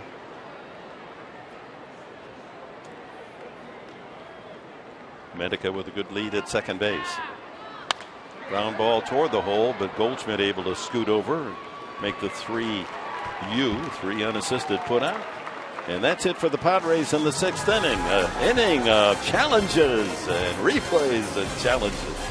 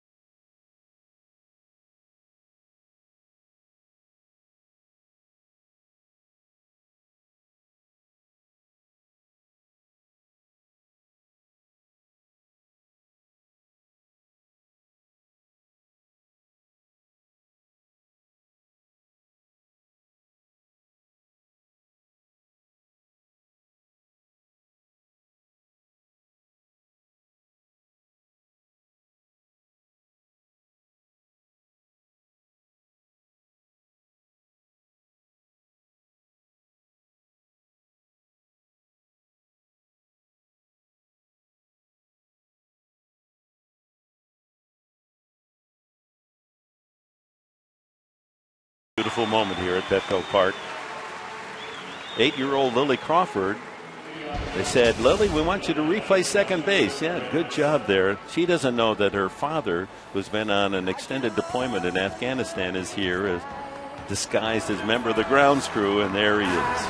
Ladies and gentlemen, welcome home Lily's dad, Marine Chief Warrant Officer Gary Crawford. Gary Crawford, the Marine Chief Warrant Officer, gets to hug his 8-year-old girl. I'll tell you, those never get old to watch. That's great.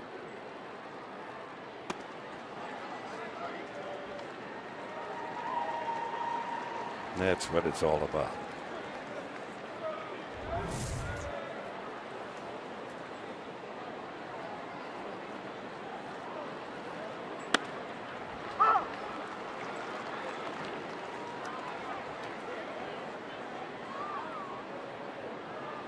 Aaron Hill leads off the 7th inning. He's flied out and walked. 2-1, Padres lead. But the day's already been a winner.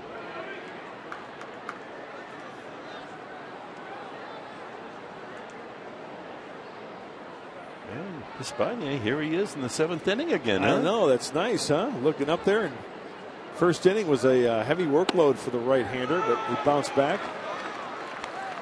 He's throwing a 3-hitter, allowing only 1 run. And that came on an infield hit, a stolen base, and then a single by Montero back in the 1st inning. Faced 6 hitters in the 1st inning, and then after that it was smooth sailing. 3 in the 2nd with a double play, 3 in the 3rd, 3 in the 4th with a double play, 4 in the 5th, and 3 again in the 6th there, Dick. With another double play. Yep. Thank you to those men right there serving our country, Marines. And a full count. The Padres' 2-run inning in the 4th started with the leadoff walk to Chase Headley. So beware. Prado next, and then Peralta.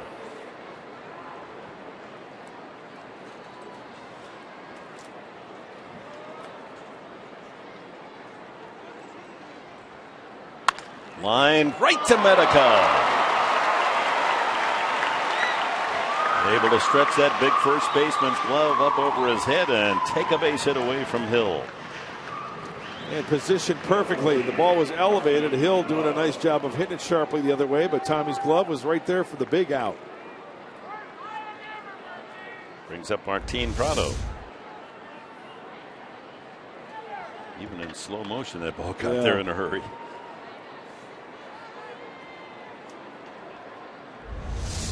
He felt that one.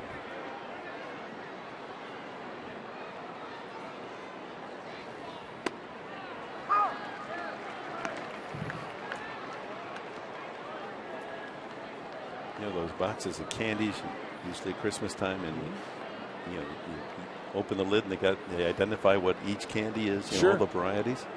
Kind of like how he pitches, Let's see, number 4 there, the one in the middle. Oh, that's a slow curveball sidearm. Yeah, I like that one down. Number 21. That's the fastball over the top. He mixes it up. I love the first pitch hit me slider getting over first strike to Prado. Sweet.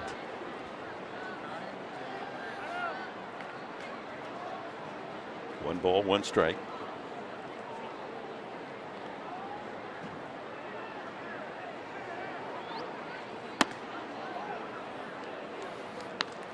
.91 on the fastball. Still has it in the 7th inning.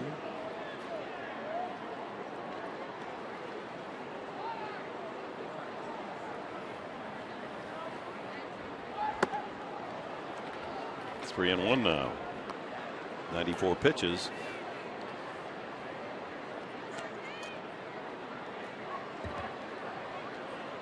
Four walks from Despaigne.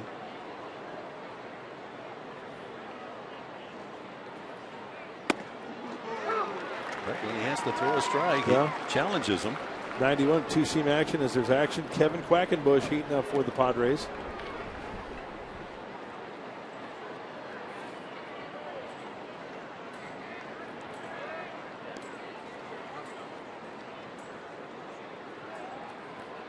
You know, you mentioning what you're going to get from Despaigne, right? Almost like that scene in Forrest Gump when he said, "Life is like a box of chocolates." High fly ball, left field. Smith easing back toward the track and makes the catch. As a hitter, you never know what you're going to get when you face him, right? Hey, let's revisit the keys of the game, Dick. Remember? Sponsored by the Honda dealers of San Diego County. Hey, make room for error. What I meant by that was hopefully the offense was going to put up some crooked numbers to give Despaigne some room to make a mistake. Well, the Padres lead 2-1. And viva Despaigne. 6 2/3 into the 7th, and he's twirling a nice big league ball game. Sharply hit into right field. Off the bat of David Peralta. He has his second hit.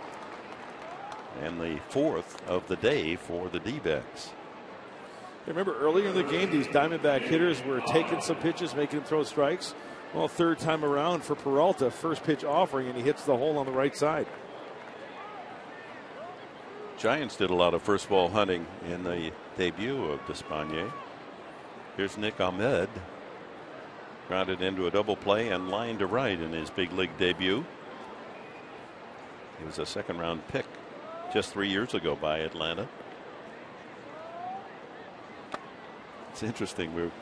All the publicity about what a terrific infielder, what a great arm he has. He hasn't had one chance today. I'd like to see him deep in the hole, see what kind of hose he has. Yeah.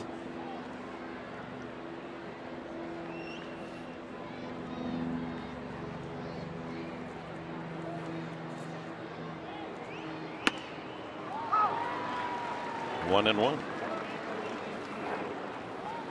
Well, two things that I look at in a pitcher when he's deep into the game, approaching 100 pitches. One is the velocity and the location. It looks like Despaigne has both. He's right around 91. And the location of that last fastball, nicely done. Outside corner for a called strike. With 2 outs. Peralta bears watching.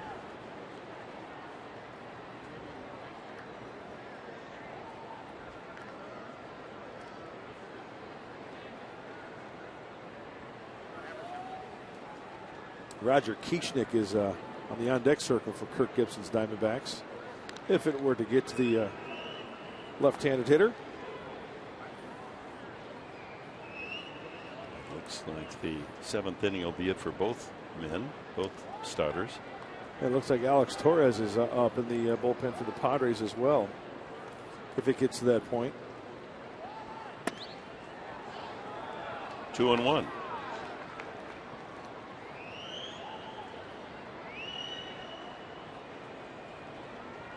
As we mentioned in San Francisco, it's rare in Major League Baseball to have a pitcher and catcher, the battery both from Cuba. And it hasn't happened since way back in 1969. And we talked about that in San Francisco. You called that game with the Halos, the Angels. Camilo Pascual for the Washington Senators, managed by Ted Williams, by the way, and the catcher was Paul Casanova. Had to go all the way back there to find an all-Cuban battery. Got it here today, Despaigne and Grandal. Chopped to third foul. And the count levels out at 2-2. And as always, as we reach the middle of the 7th inning, along with taking out the ball game, we'll stay for God Bless America.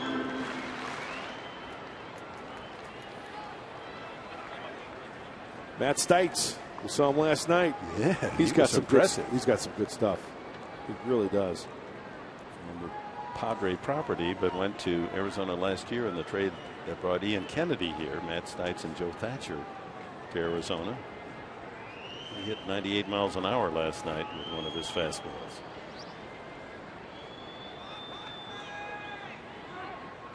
Keeping an eye on Peralta. 2-2 the count. 2 outs here in the 7th. 2-1.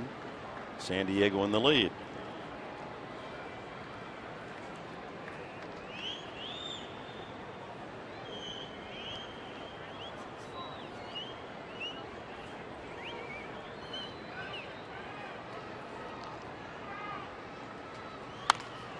Base hit to right. Ahmed has his first major league hit, so they'll call from the third base dugout for that baseball. Treasured piece of memorabilia as the ball is rolled into the dugout. So 2 on, 2 out to the pinch hitter, and maybe a pitching change with it. And Yep. Bud Black will wait till he's announced. The umpire indicating he is in fact going to hit. And there's that first big league knock. Up and in. A couple of times that he's trying to go in the other way today. Fly ball to right in the 5th, and his first big league knock to right field. Good job done by Otrisamer Despagne as he gives the ball to the manager, Bud Black. That ball will be preserved for Ahmed, and a nice hand for Despagne as he doffs his cap, jogging to the Padre dugout. Change of pitches, breaking the action at Petco.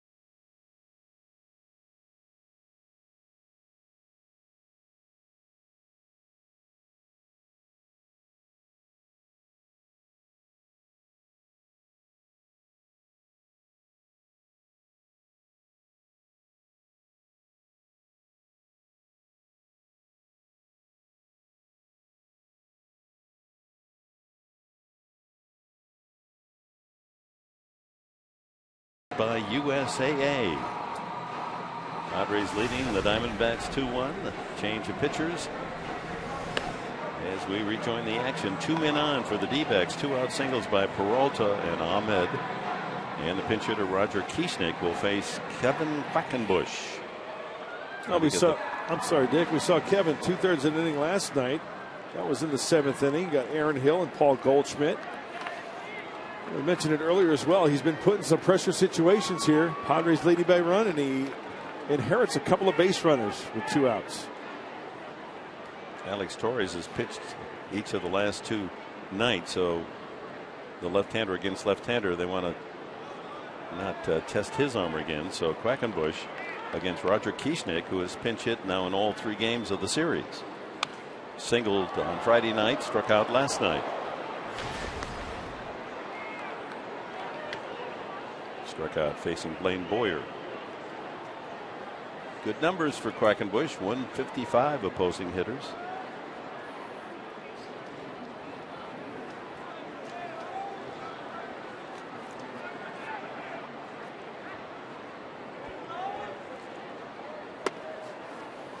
You know, that's such a great sign, Dick. You mentioned the hitters' averages. Well, Quackenbush, lefty's only hitting 167, righty's 143. And there's the line. For Despagne, he's 6 2/3. He's responsible for the 2 runners out there. And nothing more that Kevin Quackenbush wants is to leave those inherited runners stranded.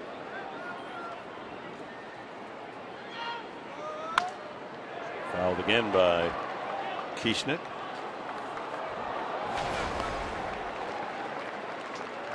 Only had 22 at bats, 5 hits. As a pinch hitter, 2 for 7.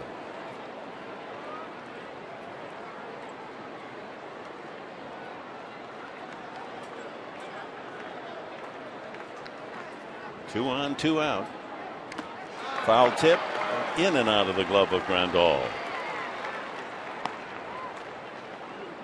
By the way, tomorrow night, 6:30 for Fox Sports San Diego's Opening bell, Jesse Hahn against Matt Latos, and the first 25,000 of you fans here at the ballpark get a Major League Baseball tote bag. Take home.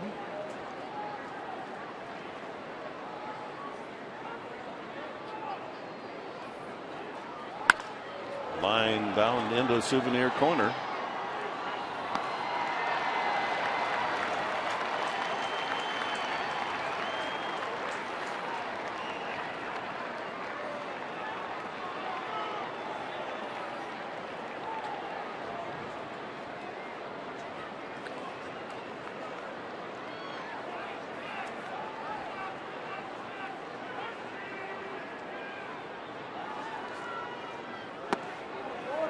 Two and two.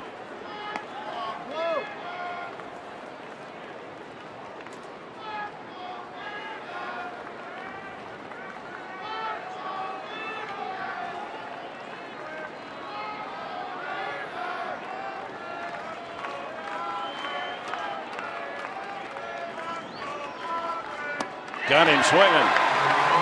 Kevin Quackenbush gets the job done, strands the two Diamondback runners. Stretch half of the seventh at Petco, 2-1 San Diego.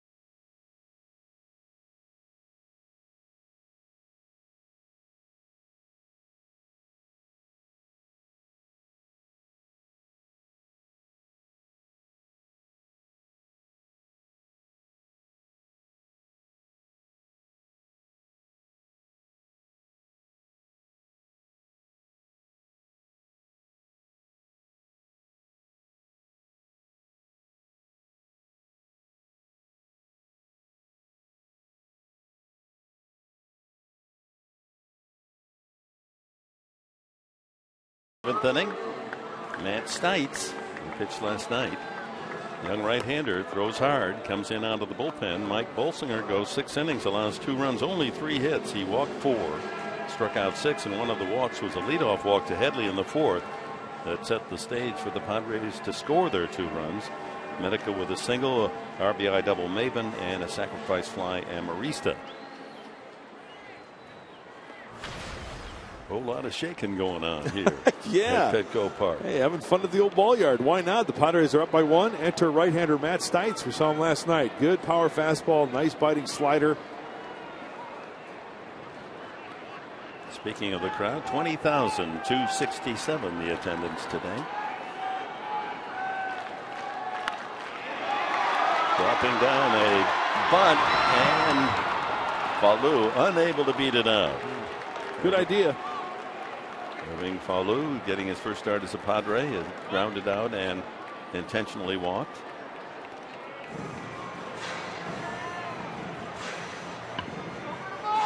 Time now for the Fan Diego fans of the game. Young lady that was surprised by Dad coming home from Afghanistan. That's our fans of the game now. What a wondrous moment. Yeah, what a great day for Lily. Will Venable is pinch hitting here for Quackenbush.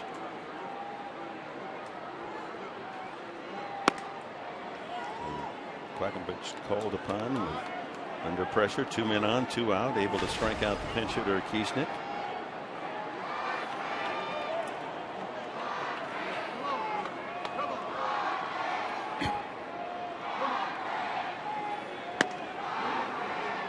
One and one.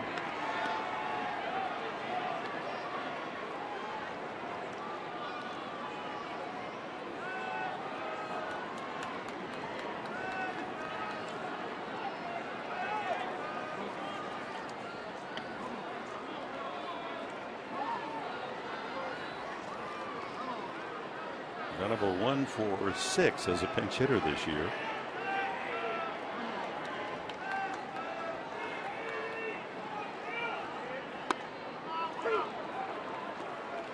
That's a power slider right there.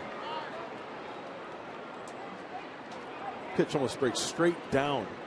Traditionally, a slider is kind of like a sweeper, a little side to side with a little bit of depth. That one went straight down. He was swinging a sound on that one. That fastball by Venable.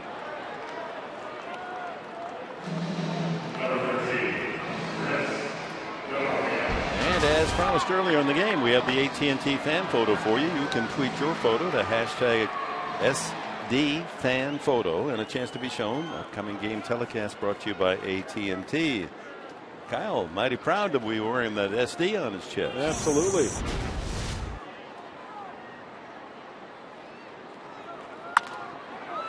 Ground ball up the middle off the bat of DeNorfia, and he has himself a hit. Grounded out twice and struck out prior to that at bat. It's only the 4th hit for the Padres. Did you see Chris on that run down to first base? He was bellowing out a little bit, thinking that ball was going to go to center field. As Ahmed gets to this baseball, he dives for it. That's the first time that we've seen the young shortstop get to the baseball, and then as Chris realized it was gloved, then he kind of straightened out. No way that he was going to get him right there, but Chris DeNorfia thought that was ticketed for center field. With another left-hander, Seth Smith, coming up. Pitching change, as we'll probably see a southpaw coming in. Might be Joe Thatcher.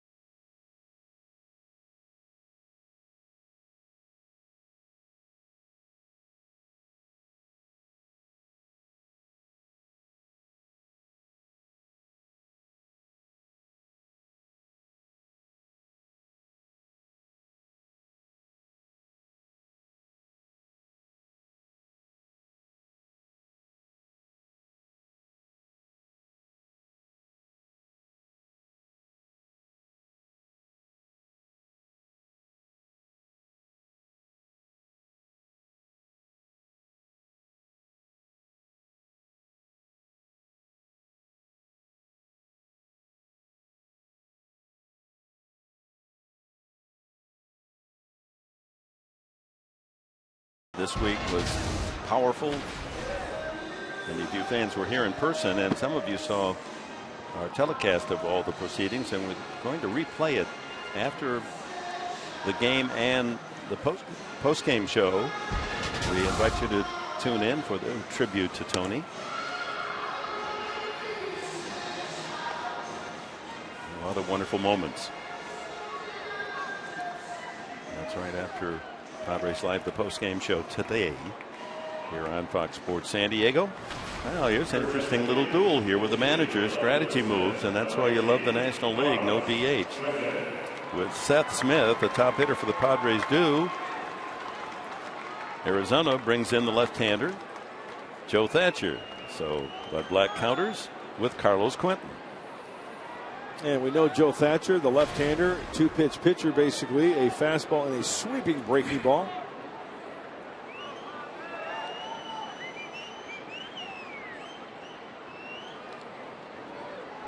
Ball one.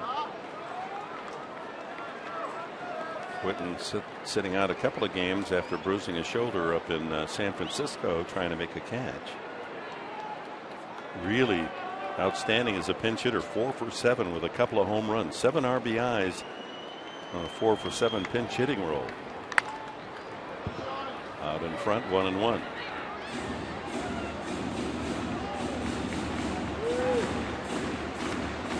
Two hits for Maben, Denorfia, Rondal, and Medica the others, but the big hit was Maben's double. It set up the 2 runs in the 4th inning. Denorfia at first, 2 outs. 88 on his fastball, 1-2.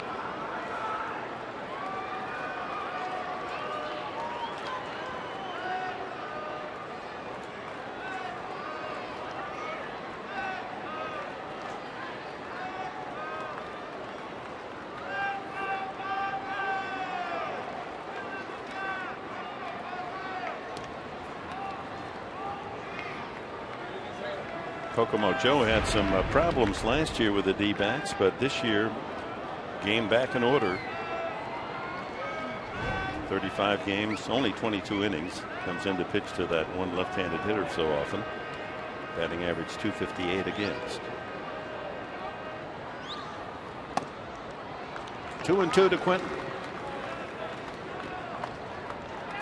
Well, sometimes Joe Thatcher can get a little erratic out there as well. He's given up the long ball, 3 homers in 22 innings.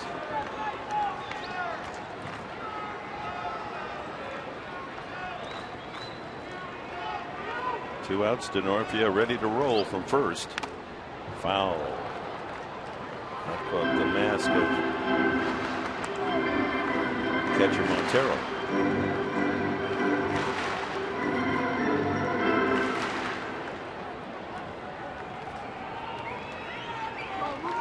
Padres in another close game, the 46th time they've been in a 1 or 2 run game.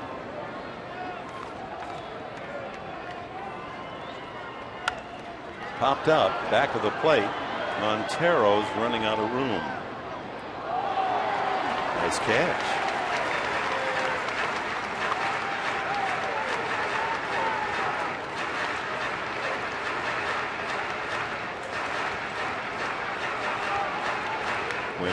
Growing up as a professional in the Arizona minor league system.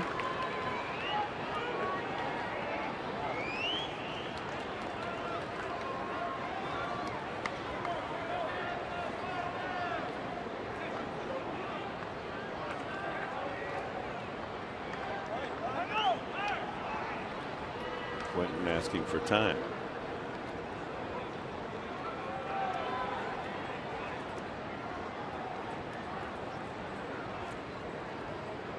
Came to the big leagues with the D-backs in 2006.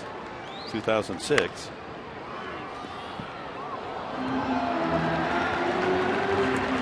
traded in 2007 to the White Sox for infielder Chris Carter.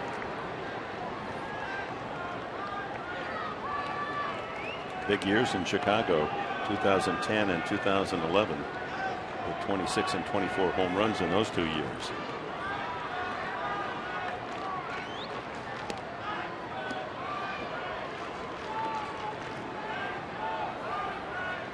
Looks like Carlos has changed his stance a little bit back to the original. Remember, he was kind of more up straight up a little bit. Now he's leaning over a little bit with the upper half of the body. Yeah, that looks like his old stance. Yeah, it does, doesn't it? There goes the runner. Popped up out of play. And Denorfia, you turn back to first base, and it's still 2-2 on Carlos. Padres trying to fortify their 2-1 lead here in the last of the 7th inning.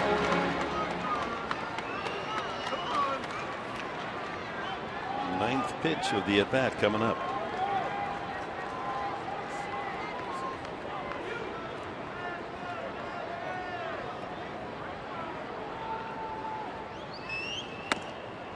And the count full.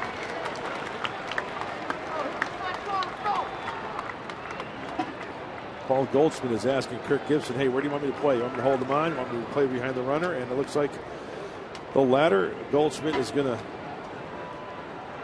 play behind at first base. It's Christian Orfia. He goes, swing and a miss, strike 3.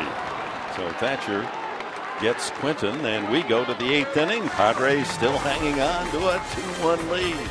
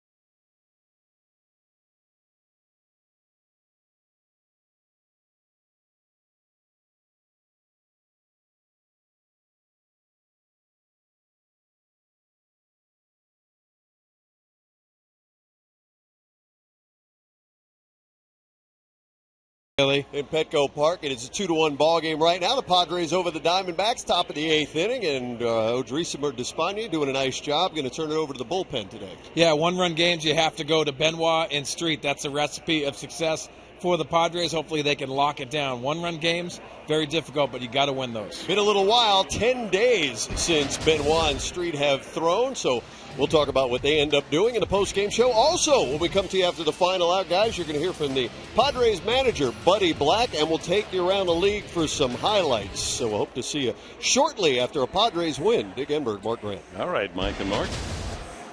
Joaquin Benoit comes in for the 8th inning. Top of the order due for Arizona. You brought up Benoit and Street, the combination 8th and 9th inning. Padres have had a rough June. They're 8-17, so those two have not been able to partner up. In fact, Street in the month of June has been in only 6 games. Yeah, not a good sign. You want him out there. That would obviously mean that the Padres are in the lead. So Benoit's got to get through this 8th first, and hopefully the Padres add on. Leadoff man Inciarte, infield hit, scored the run for Arizona way back in the 1st inning. Dribbled one up the third base side, beat it out, then stole second, and scored on a single by Montero. That's been it on the board for the visitors from Phoenix.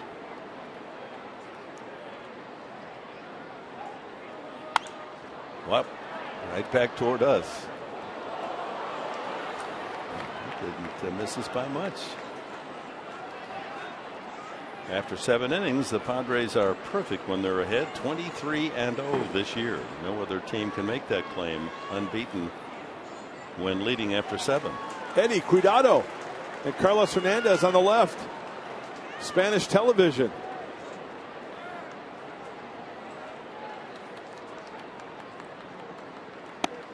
How you feeling? 1-2 the count. Love Eduardo Ortega and Carlos Hernandez. Ortega, he's going to be televising in Spanish the All-Star game, isn't he? He's their lead announcer. This is the Cuidado kid right here. Cuidado. And then, of course, great catcher right there. Carlos Hernandez led the Padres to the 1998 World Series. 1-2 the count. Fly ball shallow and left. A long run for DeNorfia, who has moved over to left field, and he makes the play. DeNorfia in left, and Venable stays in the game in right. Naving still in center. And time now for our Carl's Jr. star of the game.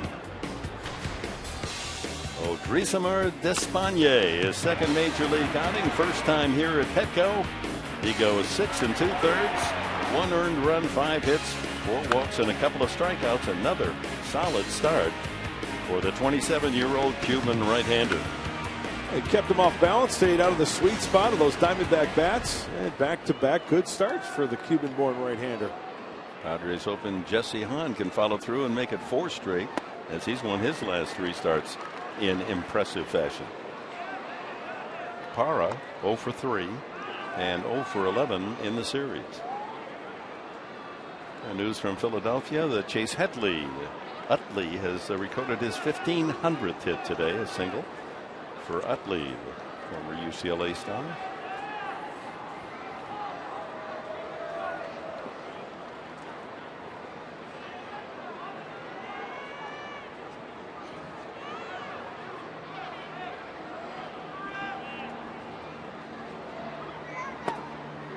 So many pitchers work from the first base edge of the rubber, just the opposite for Benoit. He goes to the third base edge. That means he really has to get extended if he wants to really get inside to the left-handed hitters like Parra. It's all a comfort thing. And it gives him a direct line to the outside part of the plate against the lefty and into the righty as well. 2-1.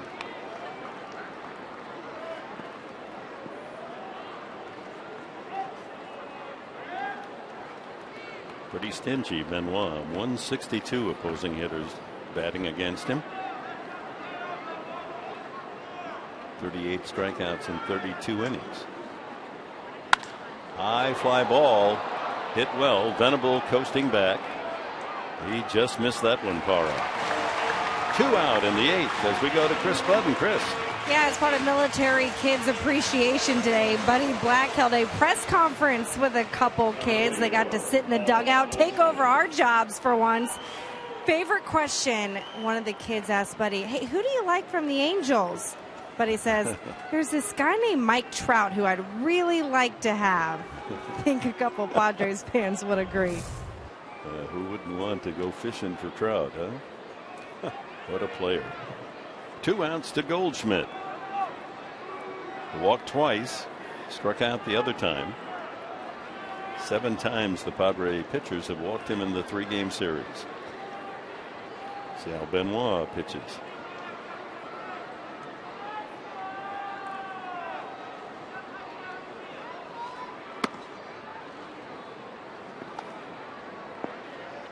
I can't remember seeing a pitch in the series middle in. Everything away to Goldschmidt. But he does have power going the opposite field. Yes, and when you look at Venable in right field, look at where he's over near the gap and deep. Outside, 2-0. Miguel Montero on deck, the catcher who has knocked in the only run today and hit the 2-run homer last night to beat the Padres 3-1. Well, the 2-0 count tells you a lot here, huh? Outside target. Well, 2-seam fastball at 91, down somewhere where you really can't get hurt.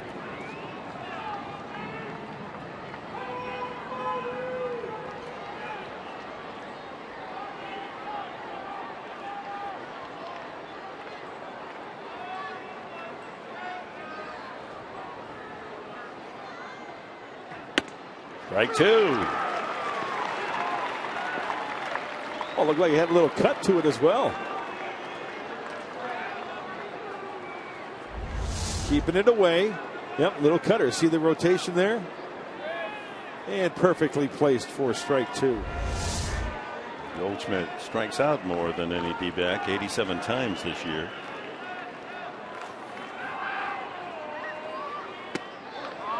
And a full count. Changeup. Let's see another changeup here. 2-2 to go to 3-2. Why not throw it again?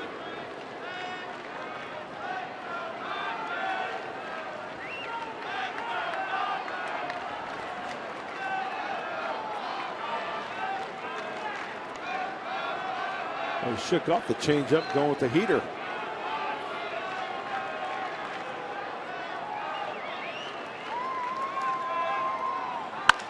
Ground ball to short. Amarista there, fires across, and it's a 1-2-3 inning for Benoit. Padres will lead off the bottom of the inning with Chase Headley.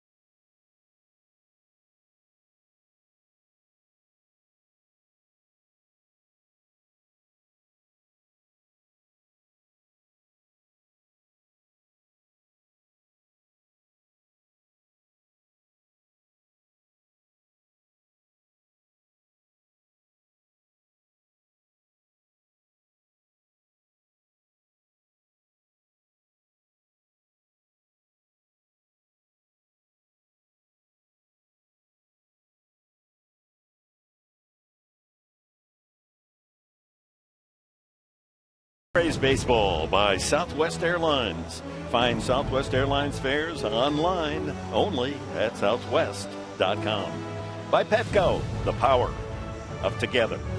And by USAA, official military appreciation partner of the San Diego Padres.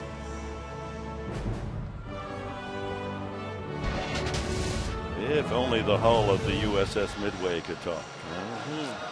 As we go to the last of the 8th inning, and the new pitcher for the Arizona Diamondbacks is Evan Marshall. Well, Evan Marshall is a 3-pitch pitcher. Fastball, changeup, curveball. He doesn't use the curveball much. Kind of like Benoit. Fastball, changeup from the right-hander.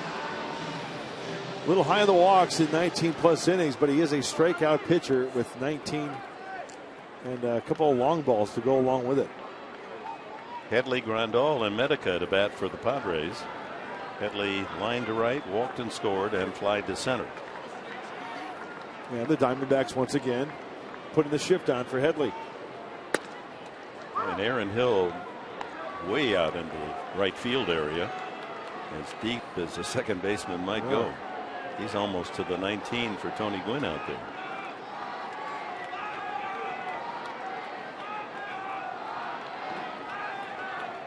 One and one.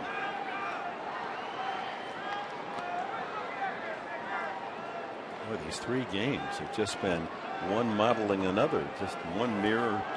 3-1, 2-1, now again 2-1. 1-2. 95 on the heater. The moving fastball at 95. Tops out about 96. And a foam finger fight going on. She's conceding. One hop and right into the shift. 1 away. And we're ready now for the Bill Howe play of the game, and it involves Cameron Maben. A key base hit, a double the opposite corner. Into right field, that scored Headley back in the 4th inning to tie the game at 1, and then moved Medica to 3rd where he could score on Amarista's sacrifice fly. That was a good at-bat for Cameron. All breaking balls, all curve balls, and he got one up and away and took it that way. That was Monty Grandal as singled, struck out, and grounded out. Only 4 hits for the Padres, but they bunched 2 of those in the 4th inning along with a couple of walks to get their 2 runs. As Houston Street getting ready. Perfect all season long. 20 chances to save, 20 saves.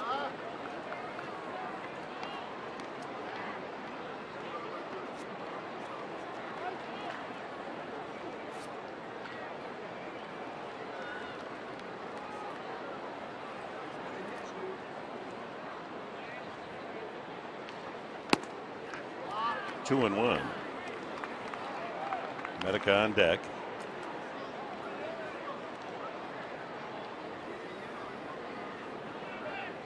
Tenuous lead. Padres would like to get another here in the 8th. 2 balls, 2 strikes now to Grandal.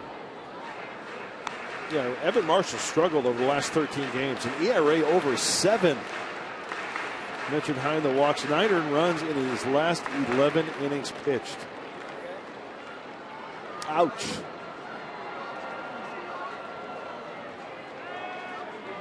Some of those fedoras given away last night in evidence as Grandal chases. Strike 3.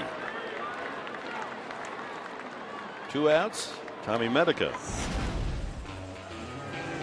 We hope you'll join us tomorrow night, 6:30, the first of a 3-game series with the Cincinnati Redlegs. Jesse Hahn, most impressive, 3 consecutive wins, the young right-hander. And he draws former Padre Matt Latos. Latos off the injury list with his first start, a win. And the first 25,000 of you will receive a tote bag from MLB. Yeah, Cincinnati Reds. Ground ball, Medica to short. Now the first time we see the youngster, and he had to hurry, as Medica, everyone misjudging his speed. 1, 2, 3. Marshall retires the Padres in the 8th, and here comes Houston Street for the 9th.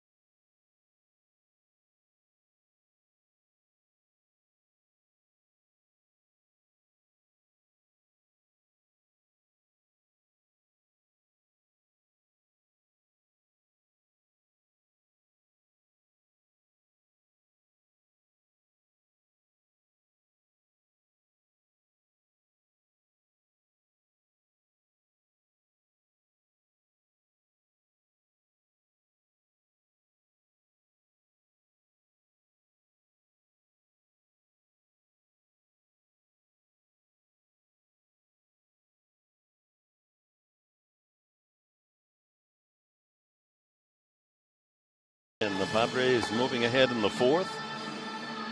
Low hit encounter as Houston Street comes in to work the top of the 9th inning, seeking his 21st consecutive save. Well, the last time he was out, Dick, you mentioned we haven't seen him in a while. Back on the 19th in Seattle. That's the last time that Houston Street has worked. He's got 1 run to work with right here. And great numbers, 20 out of 20. And here are the men scheduled to hit, Montero, Hill, and Prado.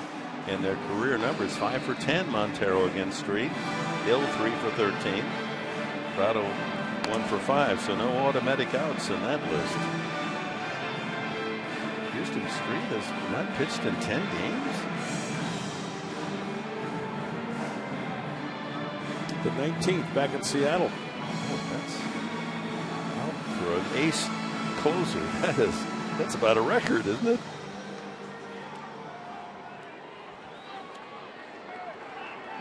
th of June. Wow. Here we are on the 29th, and he finally gets back into a game. I must feel like the right fielder in Little League.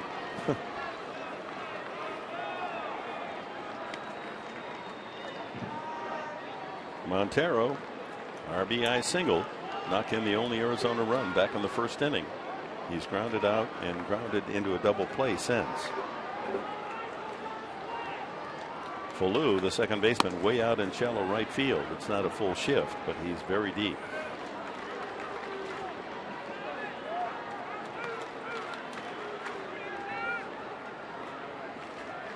Eric Stoltz delivered a changeup inside, and Montero pulled it into the Petco porch for the 2-run homer last night.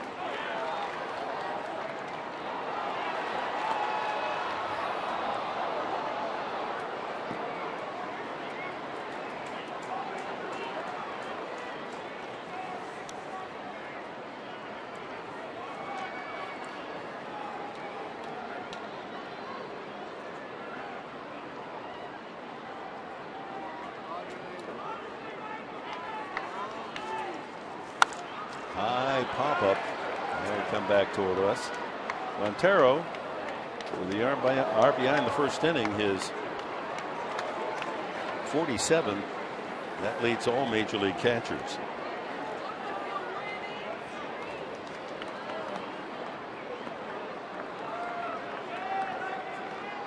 And we talked about him in the pregame show, how he's quieted down his stance. He used to do a lot of rocking back and forth on his feet. Now he's much more quiet at the plate. Upstairs, 2-2. He's already matched his home run numbers of all of last year with 11. And not an easy inning for the skipper. Some good hitters that Street trying to knock down here and save the win. Got him. Change up.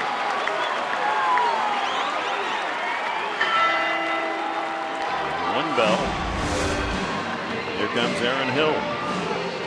So out of the hand, it looks like it's going to be a fastball down the heart of the plate, and a nice job by Grandal skipping or getting this one on the bounce.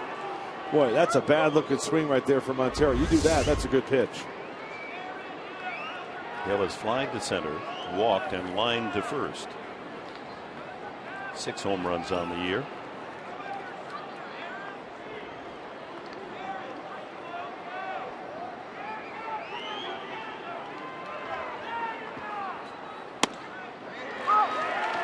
And a two-seamer there.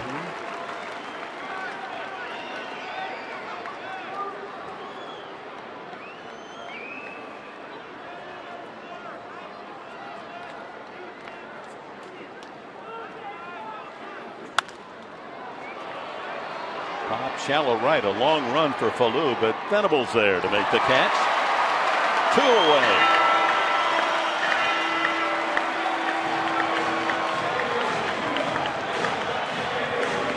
Well, the weak fly ball to right field, and a Houston Street who's got pinpoint control. Does he hit a spot here with the slider?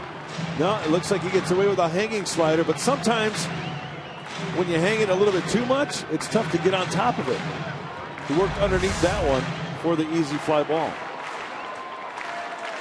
Final out, Martin Prado. 0 for 3, struck out, double play, fly to left.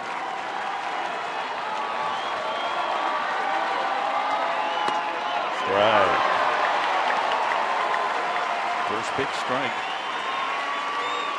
20,267 at Petco, cheering the Padres, get them out of that tie for the final spot in the NL West, and get a win here against the D-backs. Slider 0-2.